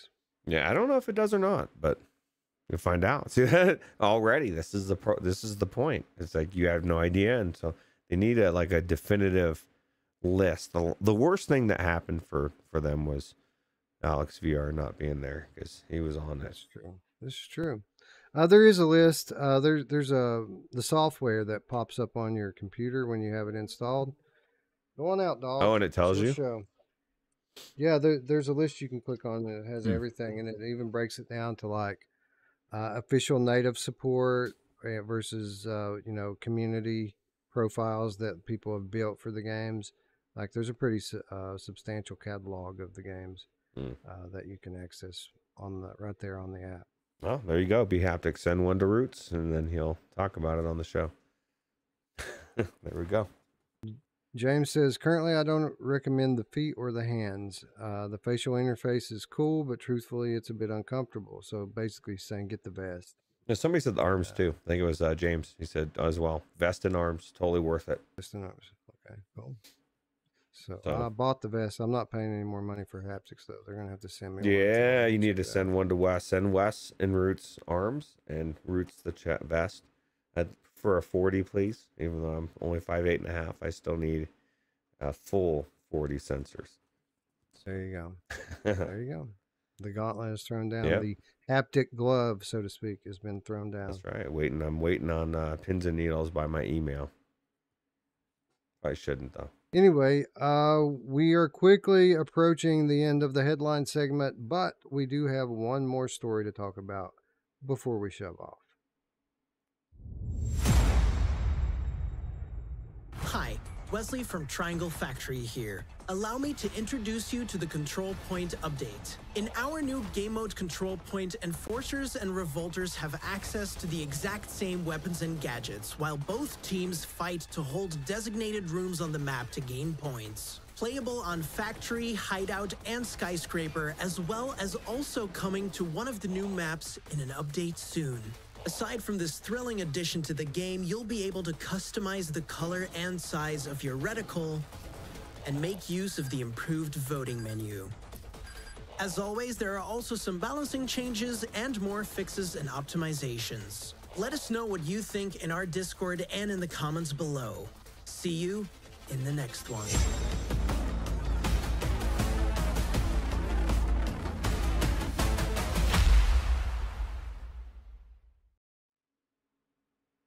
Breachers introduces control point mode in major update. This from Henry Stockdale, Upload VR. Breachers adds a new control point mode in a major update on Quest, PSVR, and Pico. In this game mode, Enforcers and Revolters have access to the exact same weapons and gadgets, while both teams will fight to hold designated rooms to gain points, says Triangle Factory on Discord.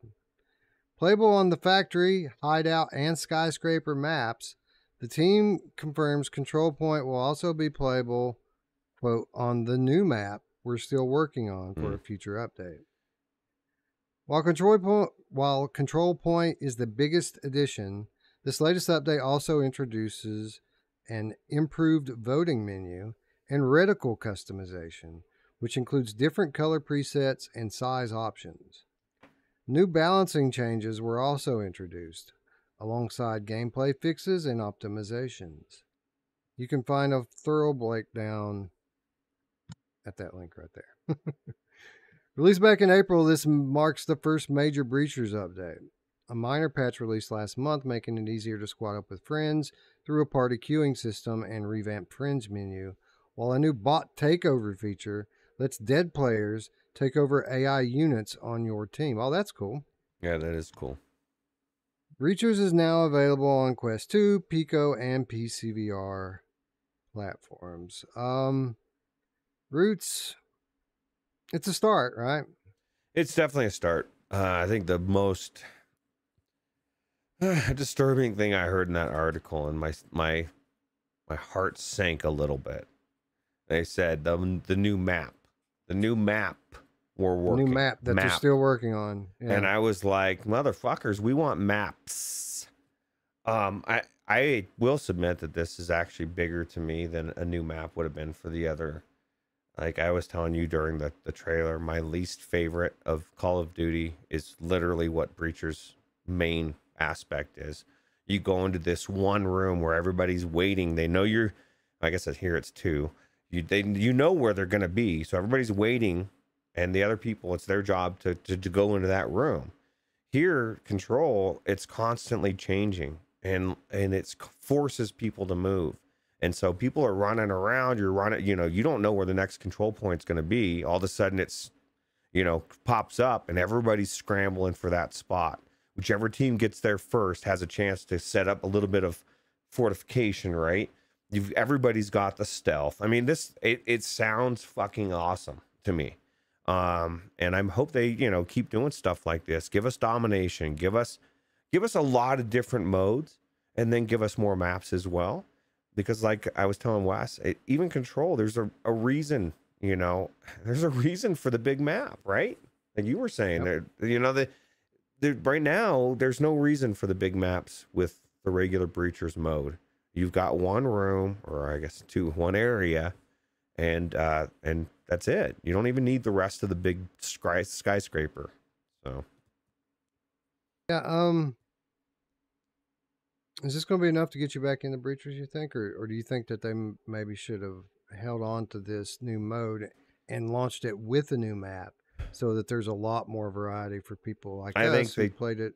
I think they should have. Put it down. The maps are important, and like JS is saying in the chat, and he's 100% valid, 100% valid point.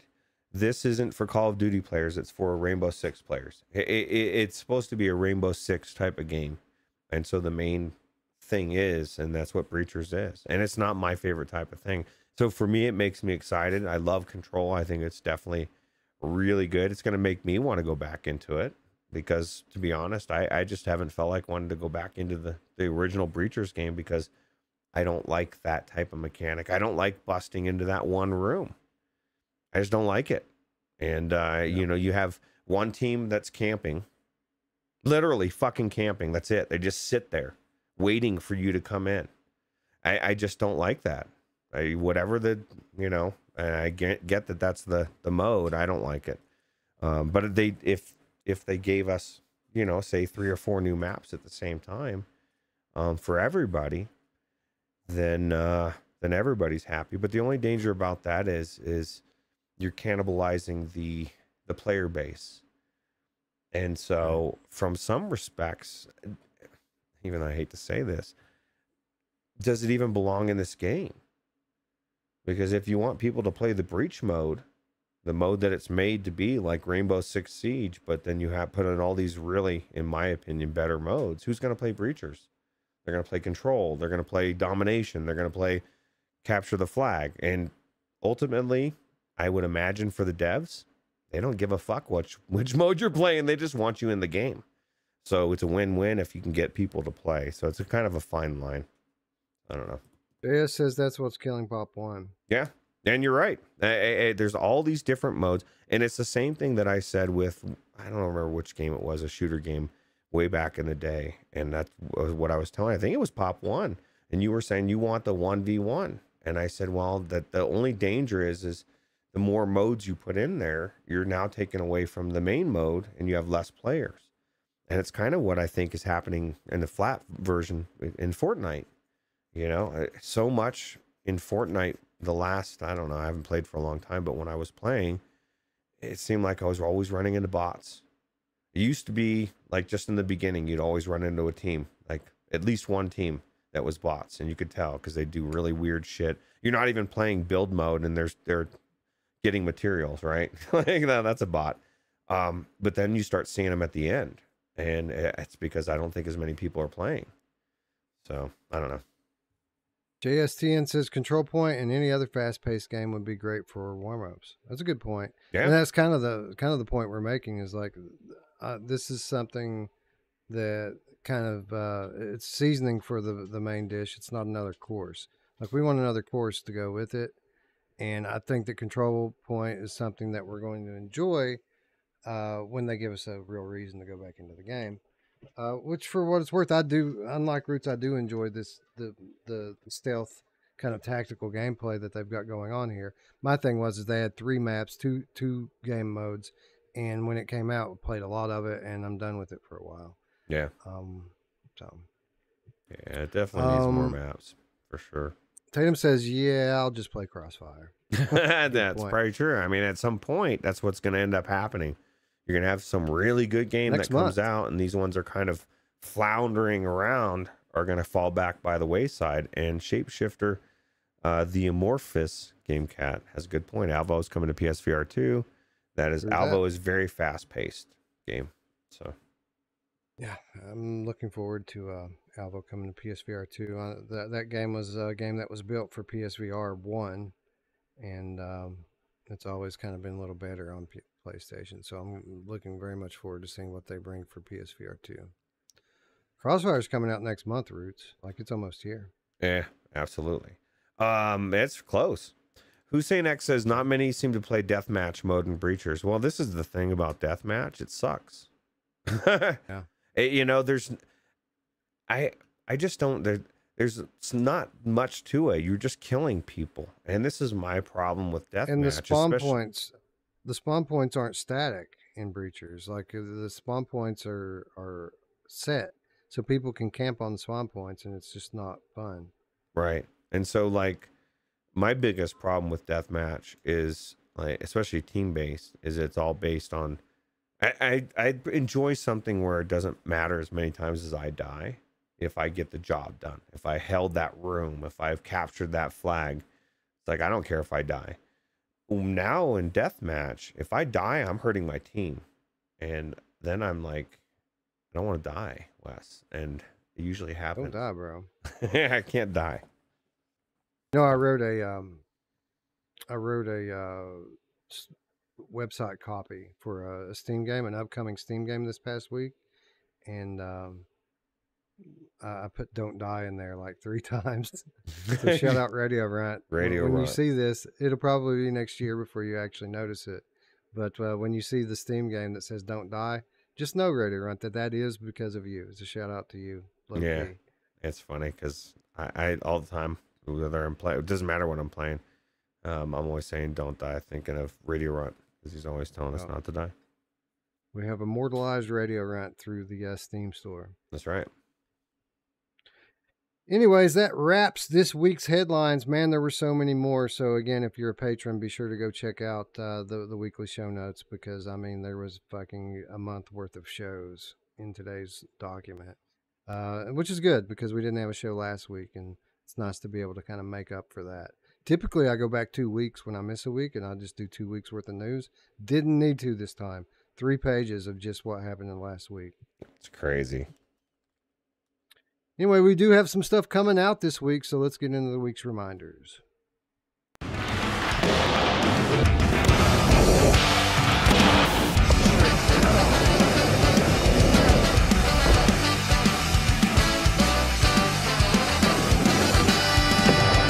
I'm Miko Pala. My name is Jeremy Griffin. I'm Joshua Mason, and I skate for a living.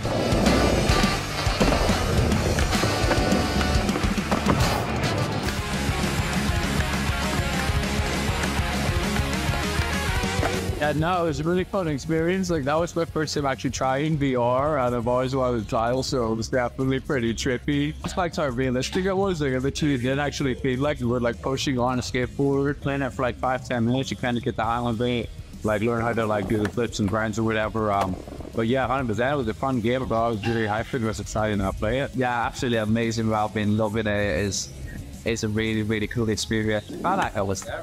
Like, I played a few VRs, you know what I mean, but nothing like extreme sports oriented. So yeah, it was really, really big, like a good way. Like, all the possibilities, so I think you can do like late picks on the like grabs, like the tape, feed your boards. See, absolutely. It was amazing. Yeah, as soon as I stepped into the world, I needed to step on that skateboard straight away. Super realistic, the trick selection's on point. I will just want to play it more.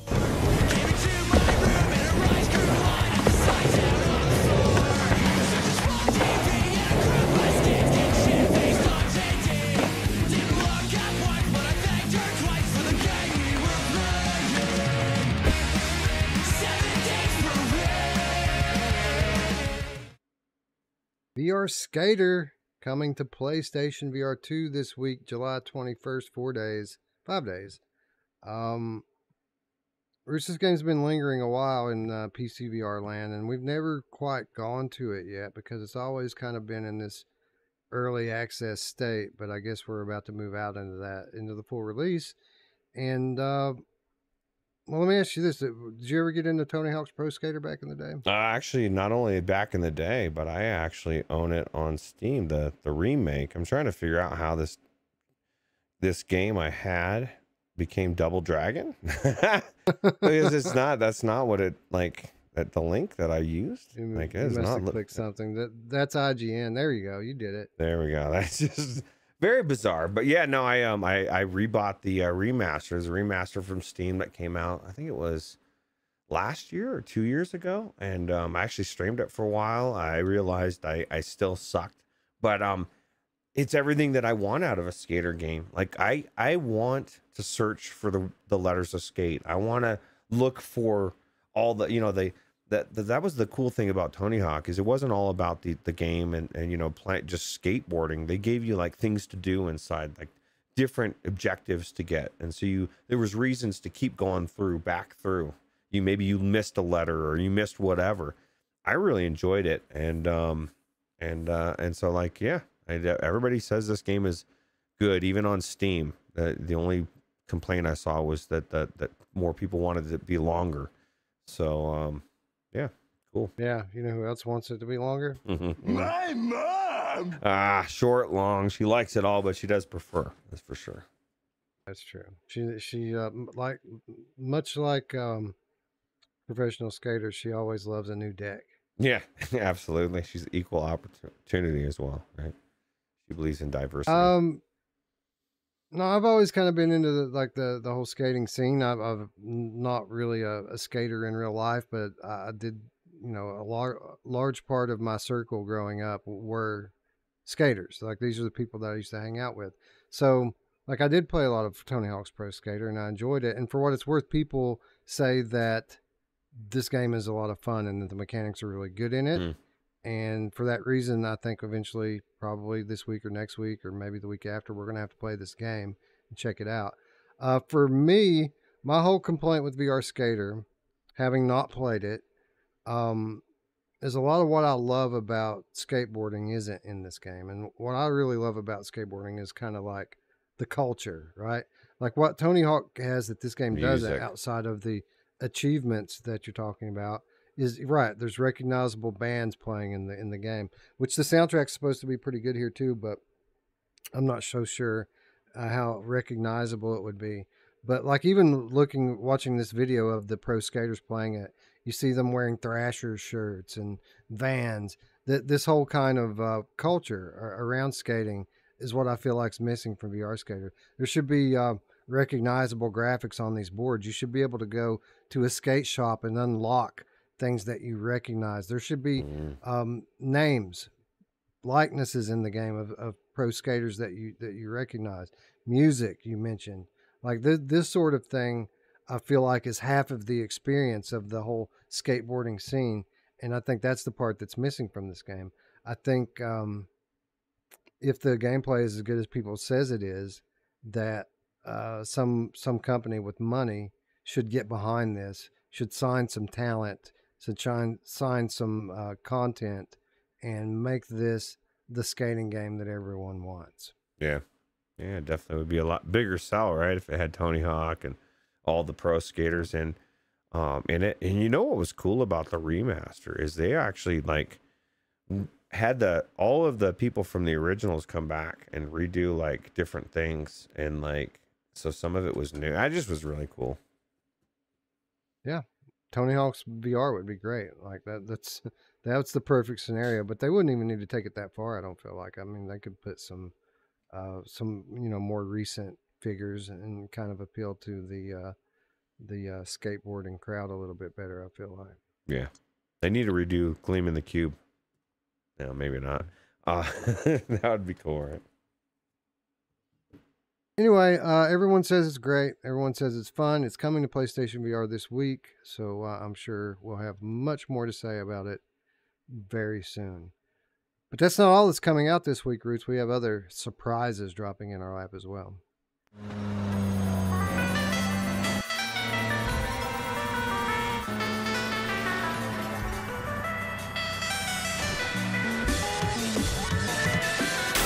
VR driving game designed from scratch to prevent motion sickness.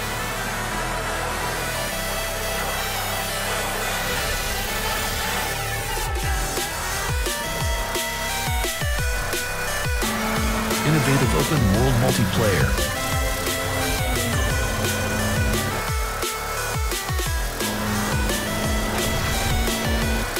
Customize your characters.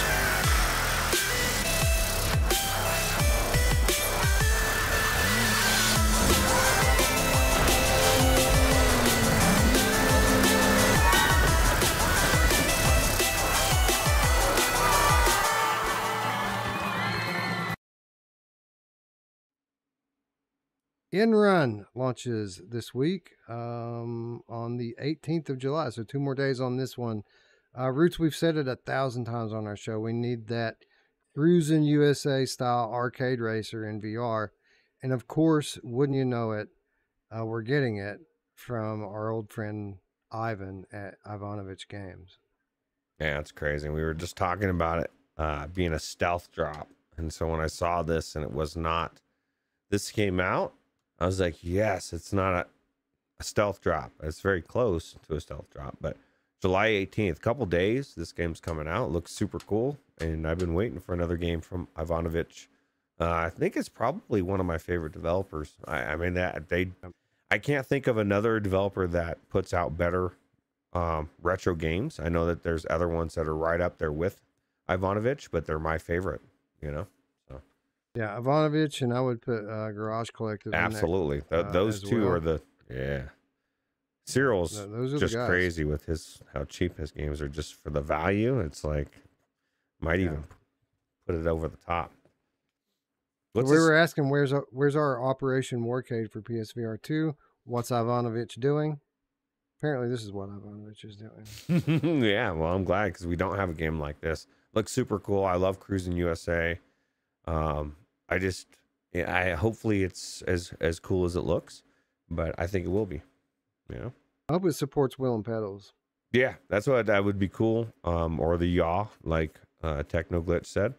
But yeah, at least wheel and pedals, and because this is the thing, man. People have them. I have one now because of Lincoln Clay is so awesome. Wes has one. Mash has one. But how many games do we have that come out give you a reason to use them?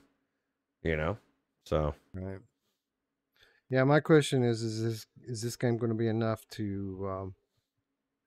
So like it's coming to Steam and it's coming to Quest this week. It's coming to PSVR as well, but not this week. So like, is this going to be enough to justify me unhooking my wheel and pedals from my PlayStation and bringing it in here and putting it back on my computer?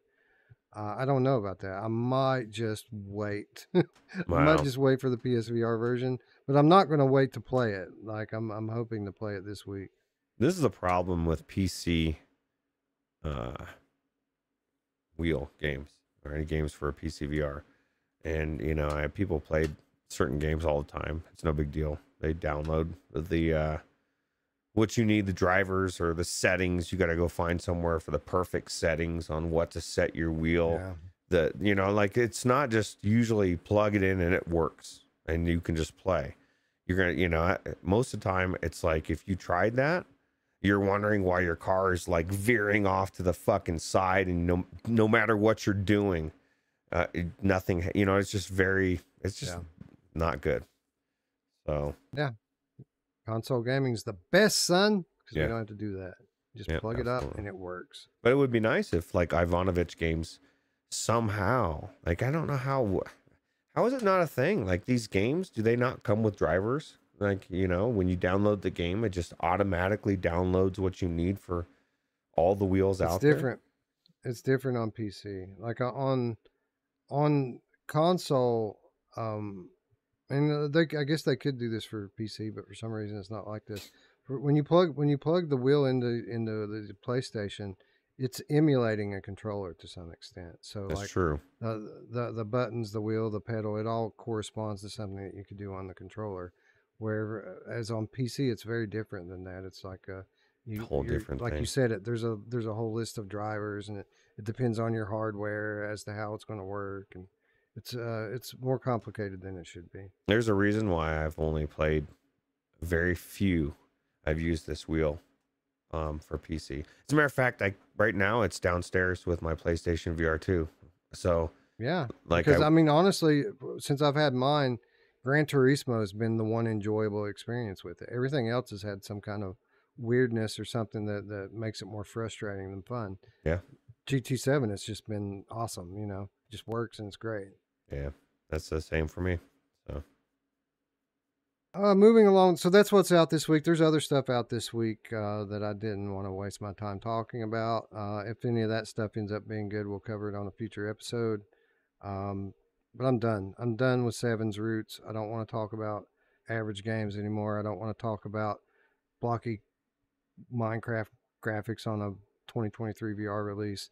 We'll let the community sort through all that stuff for us and come back to it if it turns out to be any good. yeah. I mean, there's many games that come out and we're like, oh my god, this was amazing. But I've found that more often than not, like the statistics don't lie, Wes. It's better off to just go into those ones after the fact, like you said. After it's like, oh my god, we're good. You know what? Speaking of rave reviews type of games, you know, one of the games that I own because of the rave reviews from way back in the day. I went back into the other yesterday, Crashland, and I played through the first couple levels, and I forgot how level 1 is pretty fucking hard, man. Like dude, it don't play, does it? No, I need to, but I'm thinking about getting back into that. I wish there was a better way to stream. Maybe you would even stream it, but I don't know.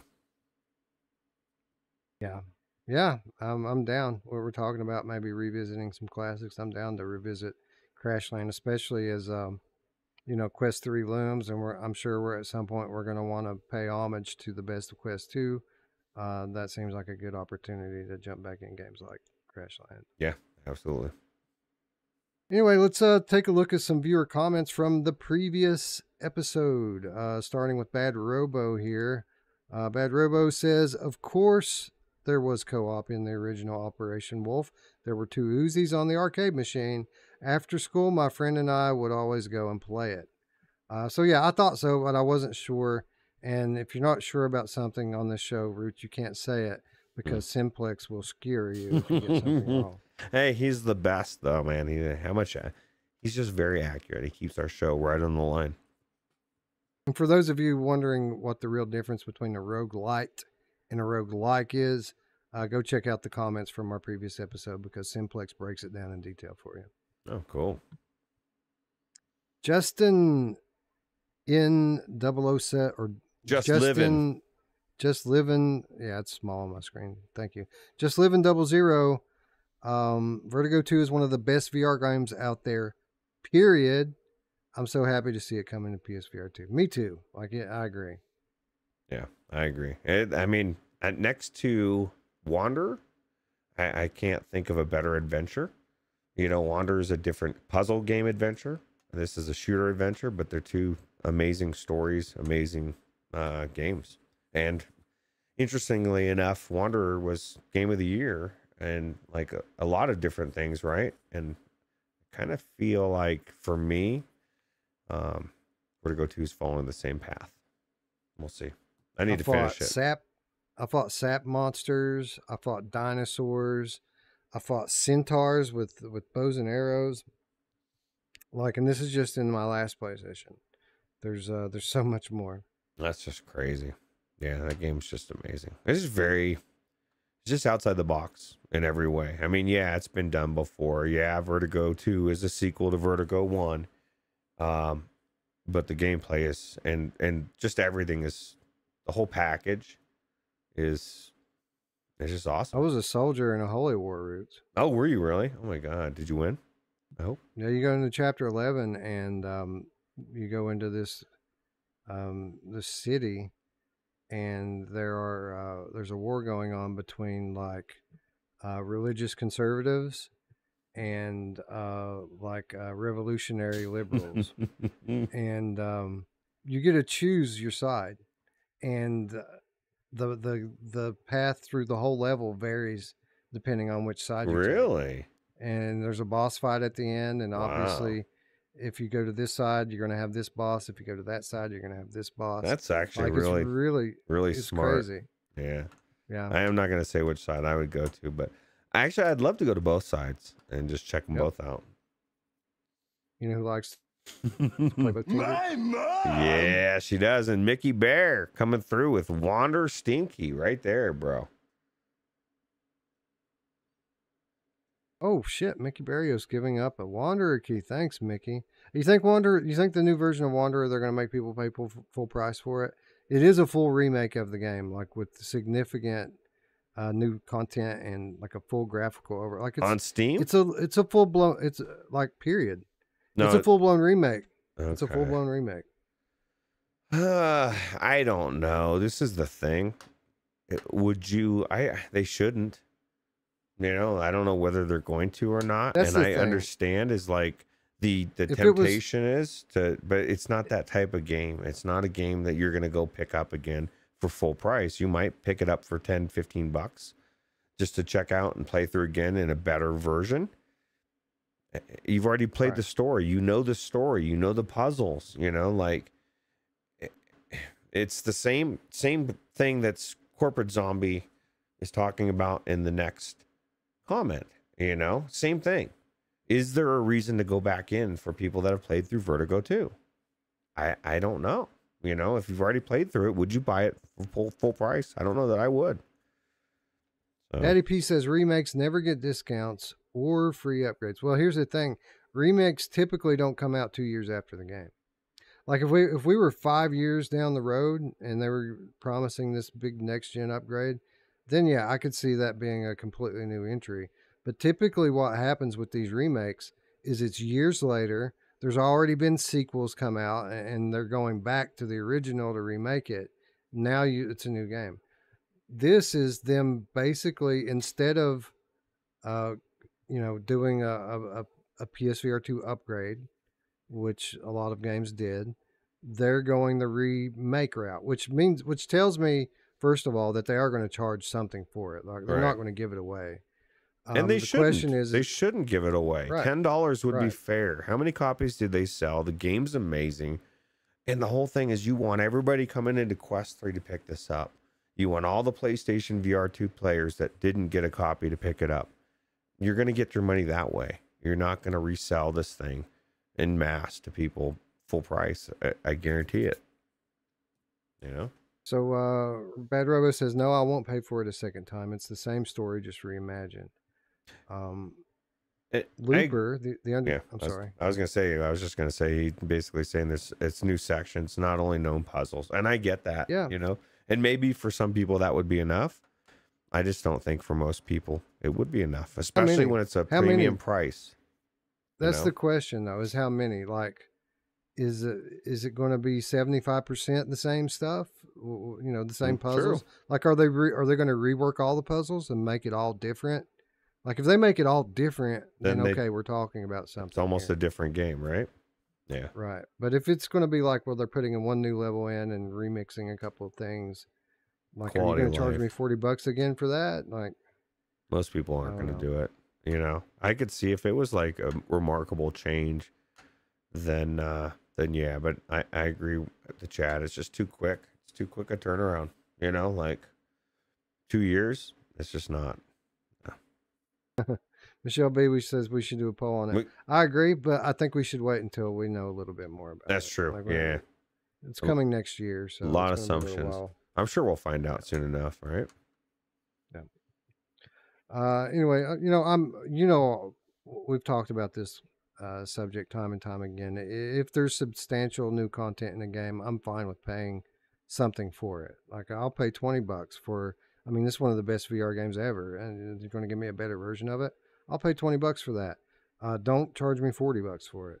Like, we skewered Moss Book 2 for this. Right. You know what I mean? They gave us a few things with the new PSVR features and stuff, but yeah, people just bought your game on PSVR 1 6 months ago. Don't expect them to pay full price again. And it's not even an ethical thing, even though it kind of is, and for us as consumers.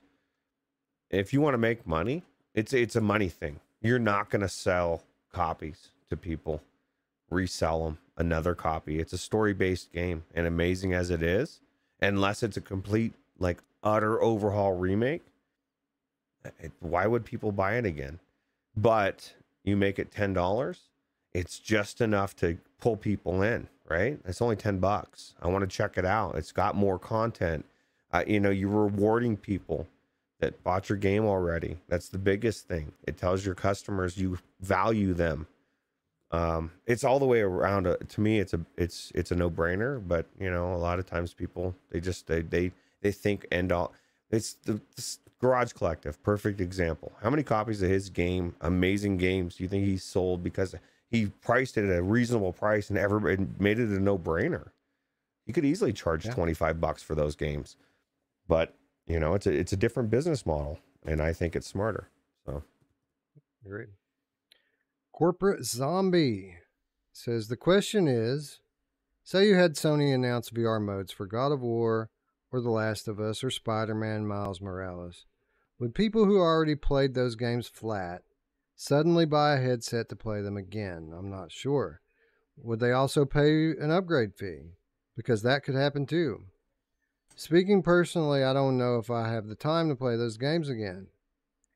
Eric can say, where are the Sony AAA games for PSVR? But I think RE8 and GT7 are it for now, with RE4 on the way. And yet, I still haven't had a chance to play it again in VR because I accidentally already played it in flat. So, case in point, possibly the best PSVR 2 game is a hybrid. It is AAA, and I even own it. But because I've already played it, and I know the time required to complete it again, I haven't gone back into it. I'm a VR guy. What makes you think that a non-VR guy is going to buy a $500 headset just to play it again? I don't know. I think if they're going to do it, they need to have a VR mode ready at launch and just say, yes, you could play this flat, but the best way to play it is in VR from day one. Oh, and don't make the saves separate so that you have to start over if you switch to VR. correct. So a lot to unpack here. And I agree with the sentiment. Like Eric was a little harsh on the Sony library the other day. And while I do think that they should be showing us more at this point, like having two AAA VR games, first party VR games from Sony in the first 6 months, and that's not even counting Resident Evil. That's talking about Horizon and GT7. That's pretty good. My issue with them is kind of the transparency going forward. But with regard to this question of, are these games going to get people into VR? No, one here and one there ain't going to do it. And that's why we said when these hybrid games start coming, it's going to take like 20 titles, 20 of people's favorite franchises being in VR every time before they finally break down and get a headset. One game's not going to do it, Roots. No, unless you're a fanatic about that game and you already were on the fence about VR and it's going to pull you in, you know, because believe it or not, and most people here believe the opposite of this, but most flat gamers, they don't think VR is the best way to play a game. A lot of them, or most of them, think it's a gimmick, and a lot of them think it makes them feel sick. And so, like, you know, it what's going to pull them in is maybe their friend is playing it in VR, and they're talking about how amazing maybe they're playing a multiplayer, maybe it's Call of Duty, or who knows what, and they're like, dude, this is amazing. And the other dude's like, they're looking at the screen and they're not in the game, and so they get curious. You know, their friend keeps raving about it. You know, I think that, or even just a co-op game, kind of like No Man's Sky. That's another one that's out there, right? Where you can play with your friend. One can be in VR, one could be flat. Those scenarios eventually will break people down, but yeah, it's that mass adoption is going to be harder than people think, because it's a good majority of the population don't want a big thing on their face. You know what I mean? I think we're going to get there. I think Meta's doing the right thing by focusing on the younger generation, because it's harder to convince the Call of Duty gamer to put down their controller. That they've got so good and so many thousands and thousands of hours doing that those people aren't going to want to start over and start aiming down sights. So those guys are going to be a hard sell. But what if you could put them in the game and you could tell them, look, you can play with your friends. They can look down the sight if they want. You can still play the way you want with your controller. Right. You're still in VR. Everything that's amazing about VR exists. And believe it or not, not everybody wants to aim down the sight. Some people just want to shoot the gun. I got a trigger on my controller and it feels like a gun trigger too. You know, it just, I'm not aiming it down. It's similar. Those people, they'll start changing their mind when the VR players start owning them in the game. That's when those people are going to get on board, because they're not going to want to start losing. Well, this is the thing. You'll have, just like you have now, the controller people will have aim assist and the people that are in VR won't. You know, just same thing against playing against people with a mouse, because they've got an advantage. There'll be ways to compensate it. But there's got to be a way, and people have to accept it. And options are the key. Like, because some people they want to aim down the sights. It has to be aimed down the sights, and that's just as valid.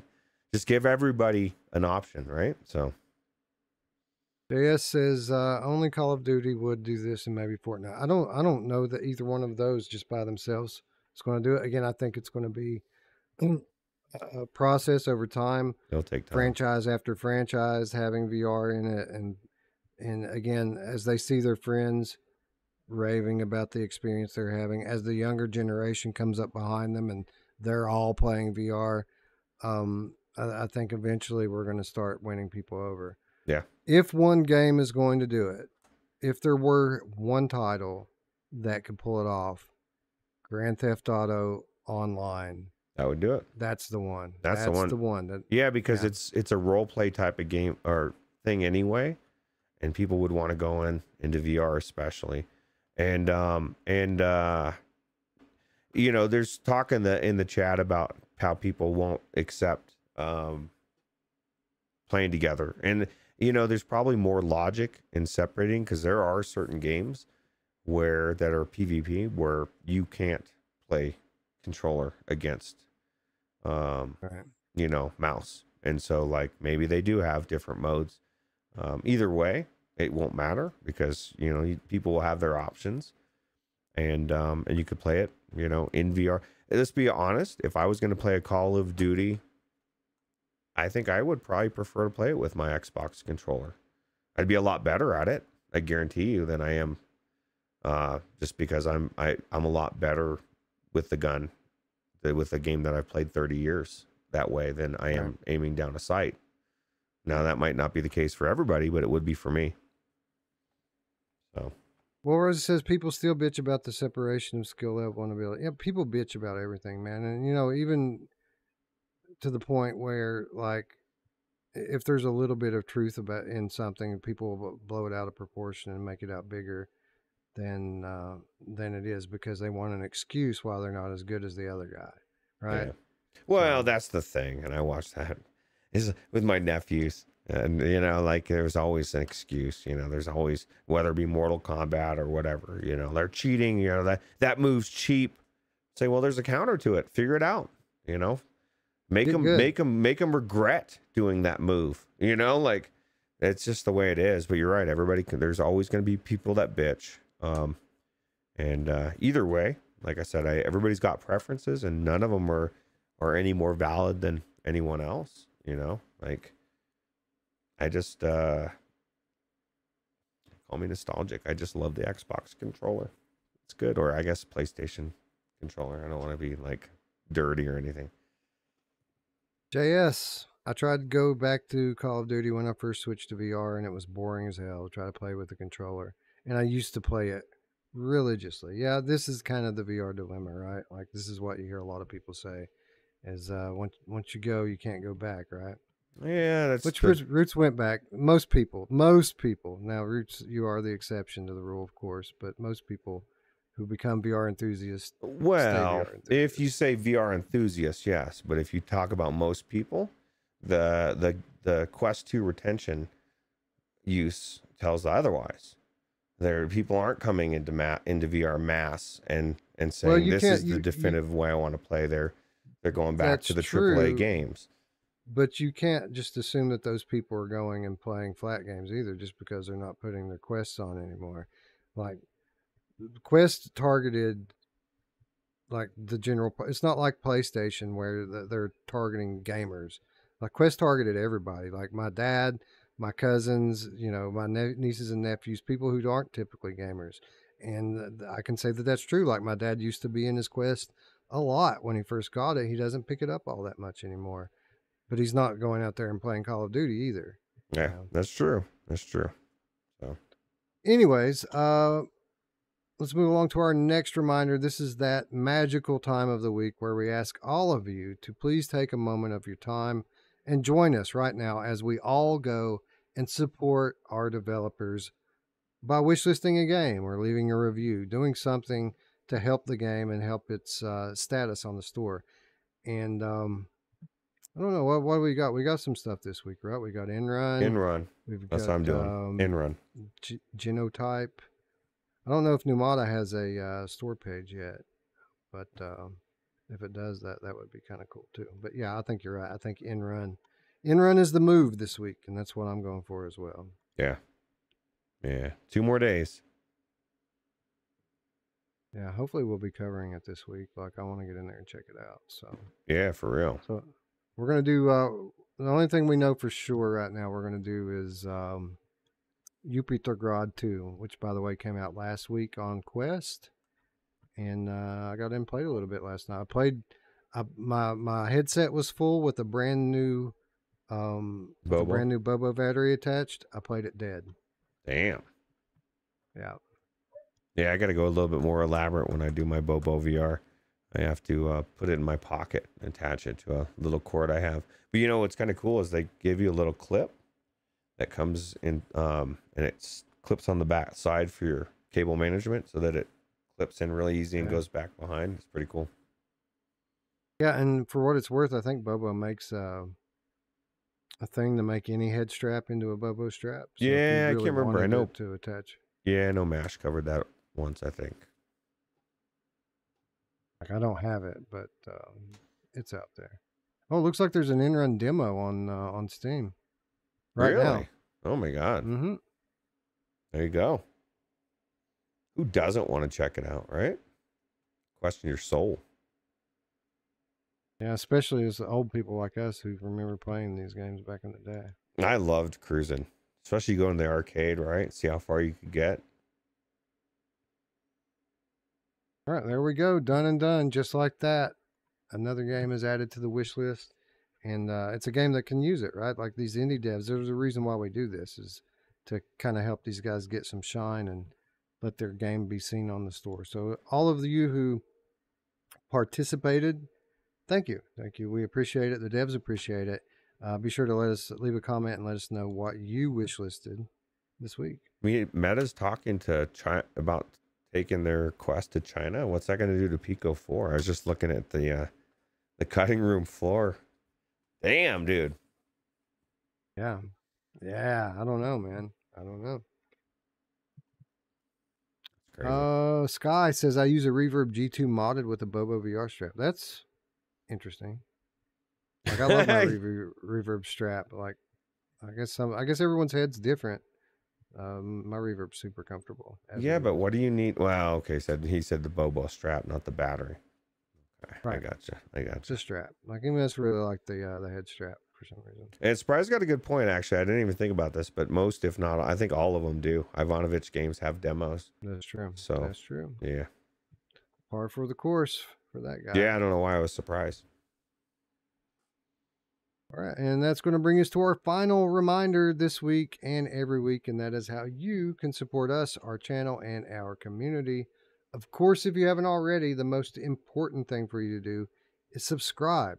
Click the button, ring the bell. That way you can be notified when we go live. We don't do this for free. I mean, we do it for free. We don't charge you money. All we ask is that you click the subscribe button. Over half the people that watch our content don't subscribe.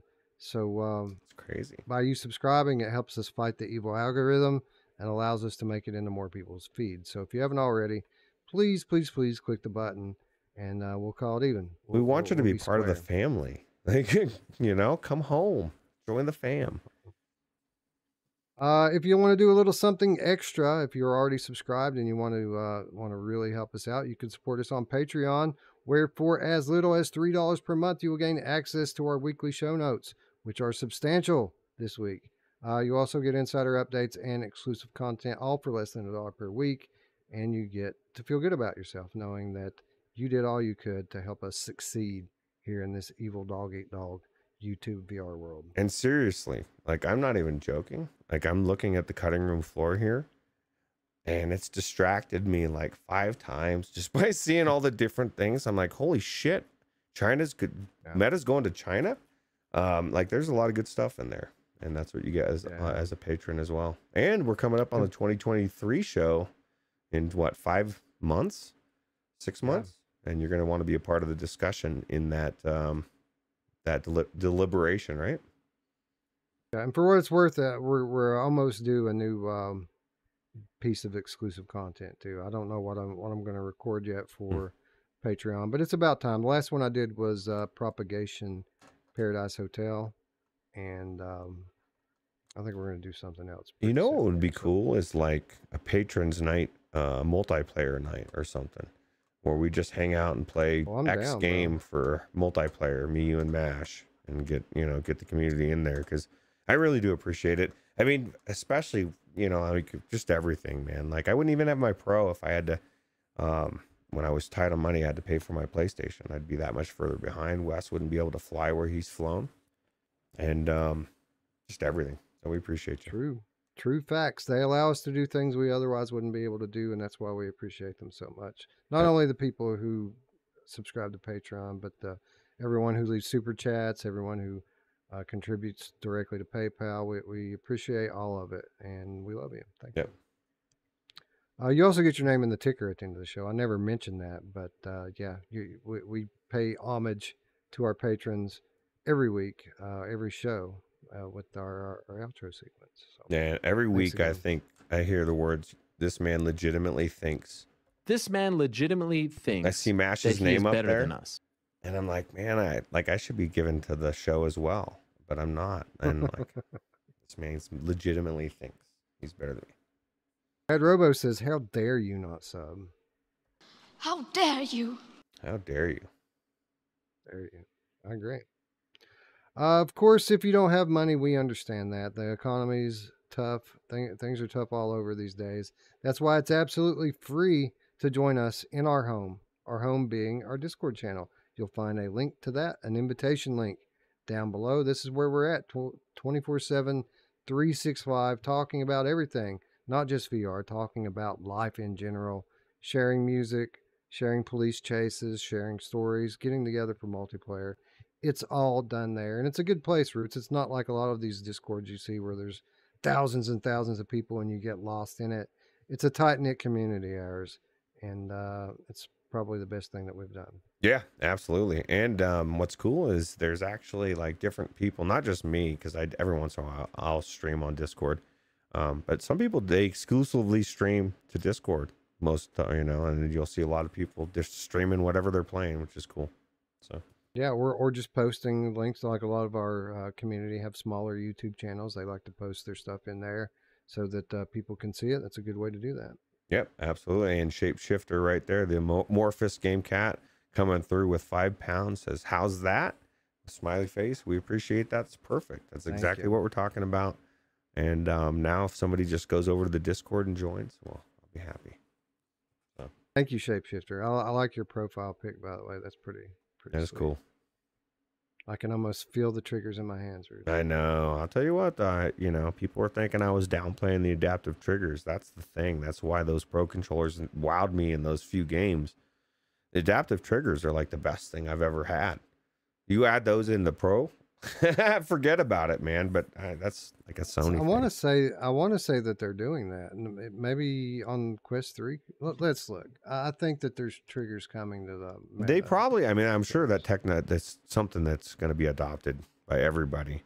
I know the Pro controller has better haptics, but it's mostly not used by anything so far that I see. Most games feels cool in the menu though. While you're scrolling through, Wes, the clicking feels really cool in the as you're scrolling through stuff in the Quest Pro.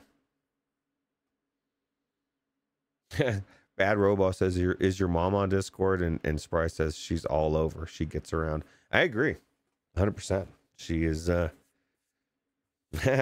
tell her to slow down, Wes. Like, there's some ramifications, some things that can happen by being so free, if you know what I mean. All right, so it looks like I'm going to have to do a little too much reading to get the answer that I'm looking for here. But We'll let you know on Friday. Yeah, we'll somebody get back reminds to us. it. But yeah, I'm assuming you're probably right. If it's not, it's coming. Like, why? It's not something that Sony has a patent on as far as, you know, maybe the way they do it, but I'm sure everybody's going to want to do it that way. So a couple of notes before we sign off. Something I forgot to put in the cutting room floor. For those of you interested in Succubus Hellish Orgy VR, that game is now being listed on GOG.com. It got banned from Steam VR Roots for being too vulgar and obscene. Is that a hand tracking game? I hope not. I'll tell you, Hussein X confirms, says Quest 3 controllers are getting PSVR 2 type haptics. Haptics, or what about the adaptive triggers? Right. The Pro controllers you have are supposed to have those haptics in it. Right. The question is the adaptive triggers. Oh, it says where trigger adapts pressure. So, yeah, I mean, I can't imagine that it's not going to become the standard. I mean, that's like the best thing about the controllers. The haptics are right behind. It's the best thing. It's the best thing about PSVR 2, and it looks like Quest 3 is going to have it. Yeah. So, I mean, you're going to have everything that, you know, I mean, it's exciting for all of us, you know, because we knew that the next headsets were going to try to outdo the other ones. And it's exactly what we want. And, you know, PSVR 2 is still going to be OLED. So suck it, Quest 3. Suck it. Last item before we sign off, everyone. After you say your goodbyes, go to the PlayStation Store and pick up your free PlayStation Plus games. Ooh, Alan Wake. Alan Wake remastered for PS5 among them. Yeah. Yeah, that sounds like a good game to maybe stream. People say it's pretty cool. Yep. And with that said, friends, I'd like to thank you all once again for watching For Roots. I'm Wes. We'll see you very, very soon. Bye. Take it easy.